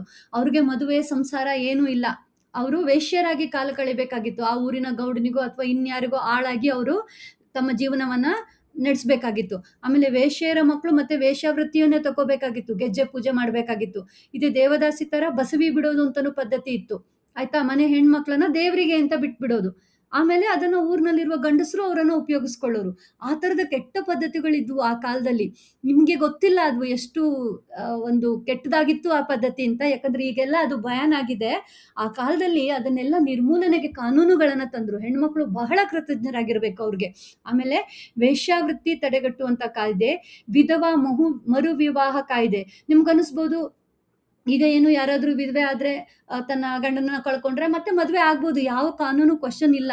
ಅದಕ್ಕೂ ಕಾನೂನು ತರಬೇಕಾಗಿತ್ತಾ ಅಂತ ನಿಮ್ಗೆ ಅನ್ನಿಸ್ಬೋದು. ಆ ಕಾಲದಲ್ಲಿ ಸಮಾಜ ಬಿಡ್ತಿರ್ಲಿಲ್ಲ. ಅದನ್ನ ಕಾನೂನಾತ್ಮಕವಾಗಿ ತರಬೇಕಾಯ್ತು. ನಮ್ಗೆ ಕಾನೂನಿನ ರಕ್ಷಣೆ ಇದೆ, ವಿಧವೆಯರು ಬೇರೆ ಮದ್ವೆ ಮಾಡ್ಕೊಳ್ಬಹುದು ಅಂತ ಕಾನೂನಿನ ಮೂಲಕ ಅದನ್ನ ಜಾರಿಗೆ ತರಬೇಕಾಯ್ತು ಆ ಕಾಲದಲ್ಲಿ. ಅದನ್ನ ಒಡೆಯರ ಕಾಲದಲ್ಲಿ ಮಾಡಿದ್ರು. ಸ್ತ್ರೀಯರಿಗೆ ಕಡ್ಡಾಯ ಶಿಕ್ಷಣ ಜಾರಿ. ನಿಮ್ಗಿದೇನಪ್ಪ ವಿಶೇಷ? ಕಡ್ಡಾಯ ಶಿಕ್ಷಣ ಜಾರಿ ಅಂದ್ರೆ ಎಲ್ರಿಗೂ ಅಲ್ವಾ ಅಂತ ಅನ್ನಿಸ್ಬೋದು. ಇರ್ಲಿಲ್ಲ. ಆ ಕಾಲದಲ್ಲಿ ಬಹಳ ಡಿಫ್ರೆನ್ಸಿಯೇಷನ್ ಇತ್ತು. ಹೆಣ್ಣು ಮಕ್ಕಳಿಗೆ ಬೇರೆ ನ್ಯಾಯ, ಗಂಡು ಮಕ್ಕಳಿಗೆ ಬೇರೆ ನ್ಯಾಯ ಅಂತ ಇತ್ತು. ಹಾಗಾಗಿ ಸ್ಪೆಷಲ್ ಆಗಿ ಅವರು ಹೆಣ್ಣು ಮಕ್ಕಳಿಗೂ ಸ್ತ್ರೀಯರಿಗೂ ಕಡ್ಡಾಯ ಶಿಕ್ಷಣ ಅಂತ ತರಬೇಕಾಯ್ತು. ಆಮೇಲೆ ಶಾಲಾ ಪ್ರವೇಶಕ್ಕೆ ಜಾತಿ ಪರಿಗಣನೆಯ ನಿಷೇಧ. ನಿಮ್ಗೆ ಆಶ್ಚರ್ಯ ಆಗ್ಬೋದು, ಶಾಲೆಗೆ ಹೋಗ್ಬೇಕಾದ್ರೂ ಜಾತಿ ಕೇಳ್ತಾರಾ ಅಂತ. ಇವಾಗ್ಲೂ ಜಾತಿ ಕಾಲಮಲ್ಲಿ ನೀವು ಎಂಟ್ರಿ ಮಾಡ್ಬೋದು, ಆದ್ರೆ ಯಾವ ಜಾತಿ ಅಂತ ನಿಮ್ಮನ್ನ ಶಾಲೆಗೆ ಬರಬಾರ್ದು ಅಂತ ಹೇಳಲ್ಲ. ಮೊದಲು ಇತ್ತು, ಆ ರೀತಿಯ ಪದ್ಧತಿ ಕೂಡ ಇತ್ತು. ಬರೀ ಮೇಲ್ಜಾತಿಯವ್ರು ಮಾತ್ರ ಹೋಗ್ಬೇಕು, ಕೆಳಗಿನ ಜಾತಿಯವರು ಬರಬಾರ್ದು ಅಂತ ಇತ್ತು. ಹಾಗಾಗಿ ಕಾನೂನಿಂದ ಸಮಾಜ ಬದಲಾವಣೆ ಆಗ್ತಿರ್ಲಿಲ್ಲ, ಕಾನೂನಿನ ಮೂಲಕವೇ ಬದಲಾವಣೆ ತರಬೇಕಾಗಿತ್ತು. ಹಾಗಾಗಿ ಶಾಲಾ ಪ್ರವೇಶಕ್ಕೆ ಜಾತಿ ಪರಿಗಣನೆಯನ್ನು ನಿಷೇಧ ಮಾಡಿದ್ರು. ಯಾವ ಜಾತಿಯವ್ರು ಬೇಕಾದ್ರೂ ಬಂದು ಶಾಲೆಯಲ್ಲಿ ಪಾಠ ಕಲಿಬಹುದು ಅಂತ. ಮಾಧ್ಯಮಿಕ ಶಾಲಾ ಶಿಕ್ಷಣ ಶುಲ್ಕ ರದ್ದತಿ ಅಂದ್ರೆ ಪ್ರೌಢಶಾಲೆ, ಇವಾಗ ನೀವೆಲ್ಲ ಓದ್ತಾ ಇದ್ದೀರಲ್ಲ, ಅದಕ್ಕೆ ಶುಲ್ಕ ಅಂದ್ರೆ ಸ್ವಲ್ಪ ಫೀಸ್ ಕಟ್ಟಬೇಕಿತ್ತು, ಅದನ್ನ ರದ್ದು ಮಾಡಿದ್ರು. ಯಾಕಂದ್ರೆ ಆ ಕಾಲದಲ್ಲಿ ಏನಾಗ್ತಿತ್ತು, ಜನರಿಗೂ ಕಷ್ಟ ಇತ್ತು. ಪ್ರೈಮರಿ ಆದ ತಕ್ಷಣ ಓಕೆ, ಮುಂದೆ ಓದ್ಬೇಕು ಅಂದ್ರೆ ದುಡ್ಡು ಕೊಡ್ಬೇಕು ಅಂದ್ರೆ ಜನರ ಹತ್ರ ದುಡ್ಡು ಇರ್ತಿರ್ಲಿಲ್ಲ. ಮಕ್ಕಳ ಶಿಕ್ಷಣವನ್ನ ಕುಂಠಿತ ಆಗ್ತಿತ್ತು, ಮಕ್ಕಳನ್ನ ಮುಂದೆ ಶಾಲೆಗೆ ಕಳಿಸ್ತಿರ್ಲಿಲ್ಲ. ಆ ಕಾರಣಕ್ಕಾಗಿ ಮಕ್ಕಳು ಕಲೀಲಿ ಅನ್ನೋ ಕಾರಣಕ್ಕಾಗಿ ಮಾಧ್ಯಮಿಕ ಶಿಕ್ಷಣದ ಶುಲ್ಕ ಅಥವಾ ಫೀಸ್ ಅನ್ನು ಕೂಡ ಅವರು ರದ್ದು ಮಾಡಿದ್ರು. 1927ರಲ್ಲಿ ಮೊಟ್ಟ ಮೊದಲ ಬಾರಿಗೆ ಸ್ತ್ರೀಯರಿಗೆ ಮತದಾನದ ಹಕ್ಕು. ಆಯ್ತಾ? ನೀವು ನಮ್ಮ ಡೆಮೋಕ್ರಸಿ ಓದುವಾಗ ಓದ್ಕೊಂಡು ಬಂದಿರ್ತೀರಿ, ನಮ್ಮ ದೇಶದಲ್ಲಿ ಹೆಣ್ಮಕ್ಳಿಗೆ ಮತದಾನದ ಹಕ್ಕಿದೆ ಅಂತ ಹೇಳ್ಬಿಟ್ಟು. ಆದ್ರೆ ಇರ್ಲಿಲ್ಲ ಒಂದು ಕಾಲದಲ್ಲಿ. ಆಯ್ತಾ? ಅದನ್ನ ಅವರು ತಗೊಂಡ್ ಬಂದ್ರು. ಆ ಒಂದು ರೂಲ್ಸ್ ಅನ್ನ ಆ ಕಾಲದಲ್ಲಿ 1927ರಲ್ಲಿ ಅವರು ಹೆಣ್ಮಕ್ಳು ಕೂಡ ಮತದಾನ ಮಾಡಬಹುದು. ಮತದಾನ ಯಾಕೆ ಬೇಕಿತ್ತು ಇವ್ರ ಕಾಲದಲ್ಲಿ? ಪ್ರಜಾಪ್ರತಿನಿಧಿ ಸಭೆ ಇತ್ತಲ್ವಾ, ಅದಕ್ಕೆ ಮೊದಲೆಲ್ಲ ಗಂಡಸರು ಮಾತ್ರ ವೋಟ್ ಮಾಡ್ತಾ ಇದ್ರು. ಆಮೇಲೆ ಹೆಣ್ಮಕ್ಳು ಮಾಡಬಹುದು ಅಂತ ಅವರು ಕಾನೂನಿನ ಮೂಲಕ ತರಬೇಕಾಯ್ತು ಅದನ್ನ. ಆಯ್ತಾ? ಆಮೇಲೆ ಸಹಕಾರಿ ಕಾರ್ಮಿಕ ಪರಿಹಾರ ಕಾಯ್ದೆ ಅಂತ ತಂದ್ರು. ಅಂದ್ರೆ ಕಾರ್ಮಿಕರು ಅವಾಗ ತುಂಬಾ ಇಂಡಸ್ಟ್ರಿಯಲೈಸೇಷನ್ ಆಯ್ತು ಇವ್ರ ಕಾಲದಲ್ಲಿ. ಕಾರ್ಮಿಕರಿದ್ರು, ಅವ್ರಿಗೇನಾದ್ರೂ ತೊಂದರೆ ಆದ್ರೆ ಪರಿಹಾರ ಕೊಡ್ಬೇಕಾಗತ್ತಲ್ಲ, ಅವ್ರ ಇಡೀ ಸಂಸಾರ ಬೀದಿಗೆ ಬಂದ್ಬಿಡತ್ತಲ್ಲ. ಹಾಗಾಗಿ ಕೋಆಪರೇಟಿವ್ ಬೇಸಿಸ್ ಅಲ್ಲಿ ಏನಾದ್ರೂ ಮಾಡ್ಬೋದು ಅಂತ ಹೇಳ್ಬಿಟ್ಟು ಸಹಕಾರಿ ಕಾರ್ಮಿಕ ಪರಿಹಾರ ಕಾಯ್ದೆ ತಗೊಂಡ್ ಬಂದ್ರು. ಮೈಸೂರು ಗ್ರಾಮ ನ್ಯಾಯಾಲಯ ಕಾಯ್ದೆಯನ್ನ ತಂದ್ರು ಮತ್ತು ಗ್ರಾಮ ಪಂಚಾಯಿತಿಗಳ ಕಾಯ್ದೆಯನ್ನ ತಗೊಂಡ್ ಬಂದ್ರು. ಹಾಗಾಗಿ ಇಲ್ಲಿ ಸಾಮಾಜಿಕವಾಗಿ ಮತ್ತೆ ಆಡಳಿತಾತ್ಮಕವಾಗಿ ಅನೇಕ ಉತ್ತಮವಾದಂತ ಕಾನೂನುಗಳನ್ನ ತಗೊಂಡ್ ಬಂದ್ರು. ಅದರಿಂದಾಗಿಯೇ ಸಮಾಜ ಬದಲಾವಣೆ ಆಯ್ತು. ಹೆಣ್ಮಕ್ಳಿಗೆ ಒಂದಿಷ್ಟು ಅವಕಾಶಗಳು ಸಿಕ್ತು, ವಿದ್ಯಾಭ್ಯಾಸದ ಅವಕಾಶಗಳು ಎಲ್ರಿಗೂ ಸಿಕ್ತು, ಹಣಕಾಸಿನ ಇದು ಜನರಿಗೆ ಎಲ್ರ ಕೈಯಲ್ಲೂ ಹಣಕಾಸು ಸಿಗೋ ಹಾಗಾಯ್ತು. ಹಾಗಾಗಿ ಅನೇಕ ಅಭಿವೃದ್ಧಿ ಕಾರ್ಯಗಳನ್ನ ಅವರು ಮಾಡಿದ್ರು. ಹಾಗಾಗಿ ಸಾಮಾಜಿಕ ಕಾನೂನುಗಳ ಹರಿಕಾರ ಅನ್ನುವ ಹೆಸರು ಅವರಿಗೆ ಅನ್ವರ್ಥ ಅಂತ ಹೇಳಬಹುದು. ಹಾಗಾಗಿ ಇವರನ್ನ ನಾವು ನಮ್ಮ ನಾಡಿನ ಭಾಗ್ಯ ಶಿಲ್ಪಿಗಳು, ನಮ್ಮ ನಾಡಿನ ಭಾಗ್ಯವನ್ನ ರೂಪಿಸಿದವರು. ಇವತ್ತು ನಾವು ಅವ್ರು ಮಾಡಿದ ಎಷ್ಟೋ ಯೋಜನೆಗಳ ಒಂದು ಉಪಯೋಗವನ್ನ ಪಡೆದುಕೊಳ್ತಿದ್ದೀವಿ. ಆ ಕಾರಣಕ್ಕಾಗಿ ನಾವು ಅವರನ್ನ ಸ್ಮರಿಸಬೇಕು. ಆಯ್ತಾ? ಇಲ್ಲಿ ನಾಲ್ವಡಿ ಕೃಷ್ಣರಾಜ ಒಡೆಯರನ್ನ ನೋಡಿದ್ವಿ. ಈಗ ಮುಂದಿನ ಭಾಗ್ಯ ಶಿಲ್ಪಿಗಳು ಯಾರು ಅಂತ ನೋಡೋಣ. ಅದು ಸರ್ ಎಂ ವಿಶ್ವೇಶ್ವರಯ್ಯನವರು ಅಂತ ಹೇಳ್ತಾರೆ. ಸರ್ ಎಂ ವಿ ಅವರು ಕೂಡ ಇಂಜಿನಿಯರ್ ಆಗಿದ್ರು. ಅವರು ಕೂಡ ಮೈಸೂರಿನ ದಿವಾನ್ರಾಗಿದ್ರು. ಈ ನಾಡಿನ ಅಭಿವೃದ್ಧಿಗೆ ಬಹಳ ಬಹಳ ಕೊಡುಗೆಯನ್ನು ಕೊಟ್ಟಿದ್ದಾರೆ. ಏನೇನು ಮಾಡಿದ್ದಾರೆ ಅನ್ನೋದನ್ನ ನೋಡೋಣ. ಇಲ್ಲಿ ಶುರುವಿನಲ್ಲಿ ಹೇಳ್ತಾರೆ, ಬೆಂಗಳೂರಿನಲ್ಲಿ ನಡೆದ ವಿಶ್ವೇಶ್ವರಯ್ಯ ಅವರ ಜನ್ಮ ಶತಮಾನೋತ್ಸವದ ಸಮಾರಂಭದಲ್ಲಿ ವಿಶ್ವೇಶ್ವರಯ್ಯನವರ ಕುರಿತು ನೆಹರು ಅವರು ಹೇಳಿದ ಮಾತುಗಳು. ನೆಹರು ಅವಾಗ ನಮಗೆ ಪ್ರಧಾನಮಂತ್ರಿ ಆಗಿದ್ರು ಅಲ್ವಾ, ಸ್ವಾತಂತ್ರ್ಯ ಭಾರತದಲ್ಲಿ ಮೊದಲನೇ ಪ್ರಧಾನಿ ನೆಹರು ಆಗಿದ್ರು. ಅವಾಗ ವಿಶ್ವೇಶ್ವರಯ್ಯನವರ ಜನ್ಮ ಶತಮಾನೋತ್ಸವ. ವಿಶ್ವೇಶ್ವರಯ್ಯನವರು ಶತಾಯುಷಿಯವರು, 102 ವರ್ಷ ಬದುಕಿದ್ರು. ಅವ್ರು 100 ವರ್ಷ ಆದಾಗ ಒಂದು ಸಮಾರಂಭ ಮಾಡಿದ್ರು. ಆ ಸಮಾರಂಭದಲ್ಲಿ ಬಂದು ನೆಹರು ಅವರು ಒಂದು ಮಾತನ್ನ ಹೇಳ್ತಾರೆ. ಆ ಇಂಟ್ರೊಡಕ್ಷನ್ದಿಂದ ಈ ಪಾಠವನ್ನ ಪ್ರಾರಂಭ ಮಾಡ್ತಾ ಇದ್ದಾರೆ. ನಿಮ್ಗೆ ಗೊತ್ತಾಗ್ಲಿ ಏನು ವ್ಯಕ್ತಿತ್ವ ಇತ್ತು ಅಂತ ಮೊದಲಿಗೆ ನಿಮ್ಗೆ ಒಂದು ಇಂಟ್ರೊಡಕ್ಷನ್ ಅನ್ನ ಕೊಡ್ತಾ ಇದ್ದಾರೆ. ಏನ್ ಹೇಳಿದ್ರು ನೆಹರು ಅವರು? ದುರದೃಷ್ಟವಶಾತ್ ಭಾರತೀಯರಾದ ನಾವು ಹೆಚ್ಚು ಮಾತನಾಡುವವರು ಮತ್ತು ನುಡಿಯದಂತೆ ನಡೆಯಲಾರದವರೆಂಬ ದೂಷಣೆಗೆ ಒಳಗಾಗಿದ್ದೇವೆ. ತಾವು ಈ ಮಾತಿಗೆ ಬಹುದೊಡ್ಡ ರೀತಿಯಲ್ಲಿ ಹೊರತಾಗಿದ್ದೀರಿ. ತಾವು ಕಡಿಮೆ ಮಾತನಾಡಿದ್ದೀರಿ, ಹೆಚ್ಚು ಕೆಲಸ ಮಾಡಿದ್ದೀರಿ. ಅದನ್ನು ನಾವು ತಮ್ಮಿಂದ ಕಲಿಯೋಣ ಅಂತ. ಈ ಮಾತನ್ನ ಯಾರು ಹೇಳಿದ್ರು? ನೆಹರು ಅವರು ವಿಶ್ವೇಶ್ವರಯ್ಯನವರಿಗೆ ಹೇಳಿದ್ರು. ಅವರ ಜನ್ಮ ಶತಾಬ್ದಿಯಲ್ಲಿ ವಿಶ್ವೇಶ್ವರಯ್ಯನವರು ಇದ್ರು, ಯಾಕಂದ್ರೆ ಅವ್ರು 102 ವರ್ಷ ಬದುಕಿದ್ರು. ಅವರನ್ನ ಕುರಿತು ನೆಹರು ಅವರು ಹೇಳಿದ್ರು. ಸಾಧಾರಣವಾಗಿ ಅವಾಗ ಪ್ರಪಂಚದಲ್ಲೆಲ್ಲ ಏನಿತ್ತು ಯೋಚನೆ, ಭಾರತೀಯರು ಅಂತಂದ್ರೆ ಬರೀ ಮಾತಾಡ್ತಾರೆ, ಒಂದು ಕೆಲಸ ಮಾಡಲ್ಲ ಅಂತ ಹೇಳ್ಬಿಟ್ಟು. ಆದ್ರೆ ಅದಕ್ಕೆ ನೀವು ಅಪವಾದ, ನೀವು ಆ ಮಾತಿಗೆ ಹೊರತಾಗಿದ್ರಿ. ನೀವು ಆ ಥರದವ್ರು ಆಗಿರ್ಲಿಲ್ಲ. ನೀವು ಮಾತಾಡ್ಲಿಲ್ಲ, ಆದ್ರೆ ಮಾಡಿ ತೋರಿಸಿದ್ರಿ. ನೀವು ಕಡಿಮೆ ಮಾತನಾಡಿದಿರಿ, ಹೆಚ್ಚು ಕೆಲಸ ಮಾಡಿದೀವಿ. ಹಾಗಾಗಿ ನಾವು ಅದನ್ನ ನಿಮ್ಮಿಂದ ಕಲಿಯೋಣ, ನಾವೆಲ್ಲ ಕಲಿಬೇಕು ಅದನ್ನ ನಿಮ್ಮಿಂದ ಅಂತ ನೆಹರು ಅವರು ವಿಶ್ವೇಶ್ವರಯ್ಯರವರ ಬಗ್ಗೆ ಹೇಳಿದ್ರು. ಅವರ ಒಂದೊಂದು ಮಾತುಗಳು ಅಕ್ಷರಶಃ ಸಲ್ಲುತ್ತಿದ್ದವು ಅಂತ ಹೇಳ್ತಾರೆ. ಅಕ್ಷರಶಃ ಅಂದ್ರೆ ವರ್ಡ್ ಎಕ್ಸಾಕ್ಟ್ಲಿ ಅದು ನಿಜವಾದ ಮಾತುಗಳು ಅಂತ.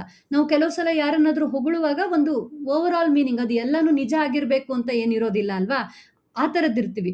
ಆದ್ರೆ ಈ ಮಾತ ಇದೆಯಲ್ಲ, ಇದು ಅಕ್ಷರಶಃ ಸತ್ಯ, ಒಂದ್ ಅಕ್ಷರನೂ ಅದರಲ್ಲಿ ತಪ್ಪಿಲ್ಲ, ಹಾಗೇ ಬದುಕಿದ್ರು ವಿಶ್ವೇಶ್ವರಯ್ಯನವರು ಅಂತ ಇಲ್ಲಿ ಹೇಳ್ತಾರೆ. ಅವರು ಆಧುನಿಕ ಭಾರತದ ಹರಿಕಾರರು. ಅಲ್ಲಿ ನಾವು ಒಡೆಯರನ್ನ ನೋಡಿದ್ವಿ, ಅವರು ಸಾಮಾಜಿಕ ಕಾನೂನುಗಳ ಹರಿಕಾರ. ಅಂದ್ರೆ ಮೊದಲಿಗೆ ಅಷ್ಟೊಂದು ಸಾಮಾಜಿಕ ಕಾನೂನುಗಳನ್ನ ಜನರ ಅಭಿವೃದ್ಧಿಗಾಗಿ ತಂದವರು. ಇಲ್ಲಿ ವಿಶ್ವೇಶ್ವರಯ್ಯನವರು ಆಧುನಿಕತೆಯ ಹರಿಕಾರರು. ಆವಾಗ ದೇಶ ಬಹಳ ಹಿಂದುಳಿದಿತ್ತು, ನಮ್ಮಲ್ಲಿ ಬರೀ ಕೃಷಿ ಮಾತ್ರ ಇತ್ತು, ಕೈಗಾರಿಕೆಗಳಿರ್ಲಿಲ್ಲ. ಅವುಗಳನ್ನೆಲ್ಲ ನಮ್ಮ ದೇಶಕ್ಕೆ ತಂದವರು, ನಮ್ಮ ಜನರಿಗೆ ಪರಿಚಯ ಮಾಡಿಕೊಟ್ಟವರು. ಹಾಗಾಗಿ ಅವರು ಆಧುನಿಕತೆಯ ಹರಿಕಾರರು, ಆಧುನಿಕತೆಯನ್ನ ನಮಗೆ ತೋರಿಸಿಕೊಟ್ಟವರು, ಅದಕ್ಕೆ ಮುಂದಾಳಾಗಿ ನಿಂತವರು. ಅವರ ವಾಸ್ತವ ಚಿಂತನೆ ಅಂತ ಹೇಳಿದ್ರೆ, ನಾವು ನಮ್ಮ ಹಳೆ ಕಾಲ ಹಾಗಿತ್ತು ಅಂತ ಅದನ್ನೇ ನಂಬ್ಕೊಂಡು ಕೂತ್ಕೊಳ್ಳೋದಲ್ಲ. ಪ್ರಪಂಚ ಹೇಗೆ ಹೋಗ್ತಿದೆ, ನಾವು ಹಾಗೆ ಮುಂದುವರಿಬೇಕಲ್ವಾ. ಪ್ರೆಸೆಂಟ್ ಅಲ್ಲಿ ಏನಾಗ್ತಿದೆ ಅಂತ ನಾವು ಯೋಚನೆ ಮಾಡ್ಬೇಕಲ್ವಾ. ಅದನ್ನ ವಾಸ್ತವ ಚಿಂತನೆ ಅಂತ ಹೇಳ್ತಾರೆ. ಈಗ ಏನ್ ಬೇಕು ನಮ್ಮ ದೇಶಕ್ಕೆ ಅಂತ ಅವರು ಚಿಂತೆ ಮಾಡಿದ್ರು. ಅವರ ನಿಸ್ವಾರ್ಥ ನಡತೆ, ಸ್ವಾರ್ಥ ಇರಲಿಲ್ಲ ಅವ್ರ ಯಾವ ಯೋಜನೆಗಳಲ್ಲಿ. ಯಾಕಂದ್ರೆ ಅವರು ಆಡಳಿತಗಾರರಾಗಿಯೂ ಕೆಲಸ ಮಾಡಿದ್ರು. ನಿಮ್ಗೆ ಗೊತ್ತು ಇವಾಗಿನ ಆಡಳಿತಗಾರರು ಎಷ್ಟು ಸ್ವಾರ್ಥಿಗಳಾಗಿರ್ತಾರೆ ಅಂತ. ಆದ್ರೆ ಅವರು ಆಡಳಿತಗಾರರಾಗಿಯೂ ಕೂಡ ಅವರ ನಿಸ್ವಾರ್ಥ ನಡತೆ ಇತ್ತು, ಸುಸಂಗತ ವೈಜ್ಞಾನಿಕ ದೃಷ್ಟಿ ಇತ್ತು, ಸರಿಯಾದ ವೈಜ್ಞಾನಿಕ ದೃಷ್ಟಿ, ಸೈಂಟಿಫಿಕ್ ಥಿಂಕಿಂಗ್ ಇತ್ತು. ಏನ್ ಮಾಡಬೇಕು, ಏನ್ ಮಾಡಿದ್ರೆ ನಮ್ಮ ದೇಶ ಎಲ್ಲಿ ಹೋಗಿ ನಿಲ್ಲುತ್ತೆ, ಹೇಗೆ ನಮ್ಮ ದೇಶವನ್ನ ಮುಂದೆ ತಗೊಂಡು ಹೋಗ್ಬೇಕು. ಬರೀ ಬಾಯಿ ಮಾತಲ್ಲ, ಬರೀ ಯೋಜನೆ ಅಲ್ಲ, ಒಂದು ಸೈಂಟಿಫಿಕ್ ವಿಷನ್ ಇತ್ತು ಅವರಲ್ಲಿ. ವೈಜ್ಞಾನಿಕ ದೃಷ್ಟಿ, ಯೋಜನೆ ಮತ್ತು ದಕ್ಷ ಆಡಳಿತ. ದಕ್ಷ ಅಂದ್ರೆ ಎಫಿಷಿಯಂಟ್. ದಕ್ಷ ಆಡಳಿತದ ತಳಹದಿ ಮೀನ್ಸ್ ಫೌಂಡೇಶನ್ ಮೇಲೆ ಹೊಸ ರಾಷ್ಟ್ರ ನಿರ್ಮಿಸಲು ಮುಂದಾದರು. ಹೊಸ ರಾಷ್ಟ್ರ ಯಾಕೆ? ಭಾರತಕ್ಕೆ ಸ್ವಾತಂತ್ರ್ಯ ಬಂತು, ಆದ್ರೆ ನಾವಿನ್ನು ಹಿಂದುಳಿದಿದ್ವಿ. ಅದನ್ನೆಲ್ಲ ಬದಲಾವಣೆ ಮಾಡಿ ನಿಜವಾಗಿ ನಾವು ಹೊಸ ರಾಷ್ಟ್ರ ಆಗ್ಬೇಕು, ಮುಂದುವರಿಬೇಕು, ಅದನ್ನ ಅವರು ಮಾಡಿದ್ರು. ಅವರ ಆಧುನಿಕತೆಯ ಯೋಚನೆಯಿಂದ ಸುಮ್ಮನೆ ಯೋಚನೆ ಮಾಡಲಿಲ್ಲ, ಅದಕ್ಕೆ ವಾಸ್ತವ ಚಿಂತನೆ ಮಾಡಿದ್ರು, ನಿಸ್ವಾರ್ಥತೆಯಿಂದ ದುಡಿದ್ರು, ಒಳ್ಳೆಯ ವೈಜ್ಞಾನಿಕ ದೃಷ್ಟಿಕೋನ ಇತ್ತು, ಒಳ್ಳೆಯ ಆಡಳಿತವನ್ನ ಕೊಟ್ರು. ಅದರ ಎಲ್ಲರ ಫೌಂಡೇಶನ್ ಮೇಲೆ ಒಂದು ಹೊಸ ರಾಷ್ಟ್ರವನ್ನ, ಒಂದು ಅಭಿವೃದ್ಧಿ ಹೊಂದಿದ ಅಭಿವೃದ್ಧಿಶೀಲ ರಾಷ್ಟ್ರವನ್ನಾಗಿ ನಮ್ಮ ದೇಶವನ್ನ ಮಾಡಲಿಕ್ಕೆ ವಿಶ್ವೇಶ್ವರಯ್ಯನವರು ತುಂಬಾ ಶ್ರಮ ಪಟ್ರು. ಅದಕ್ಕಾಗಿ ನೆಹರು ಅವರು ಅವರನ್ನ ಅಷ್ಟು ಹೊಗಳ್ತಾ ಇದ್ರು ಅಂತ ಇಲ್ಲಿ ಹೇಳ್ತಾರೆ. ನೋಡೋಣ ವಿಶ್ವೇಶ್ವರಯ್ಯನವರ ಬಗ್ಗೆ ಮುಂದೆ ನೋಡೋಣ. ವಿಶ್ವೇಶ್ವರಯ್ಯ ಅವರು ಕ್ರಿಸ್ತಶಕ 1860 ಸೆಪ್ಟೆಂಬರ್ 15ರಂದು ಶ್ರೀನಿವಾಸ ಶಾಸ್ತ್ರಿ ಮತ್ತು ವೆಂಕಟಲಕ್ಷ್ಮಮ್ಮನವರ ಎರಡನೆಯ ಮಗನಾಗಿ ಜನಿಸಿದರು. ಇಲ್ಲಿ ಅವರ ತಂದೆ ತಾಯಿಗಳ ಬಗ್ಗೆ ಹೇಳಿದ್ದಾರೆ.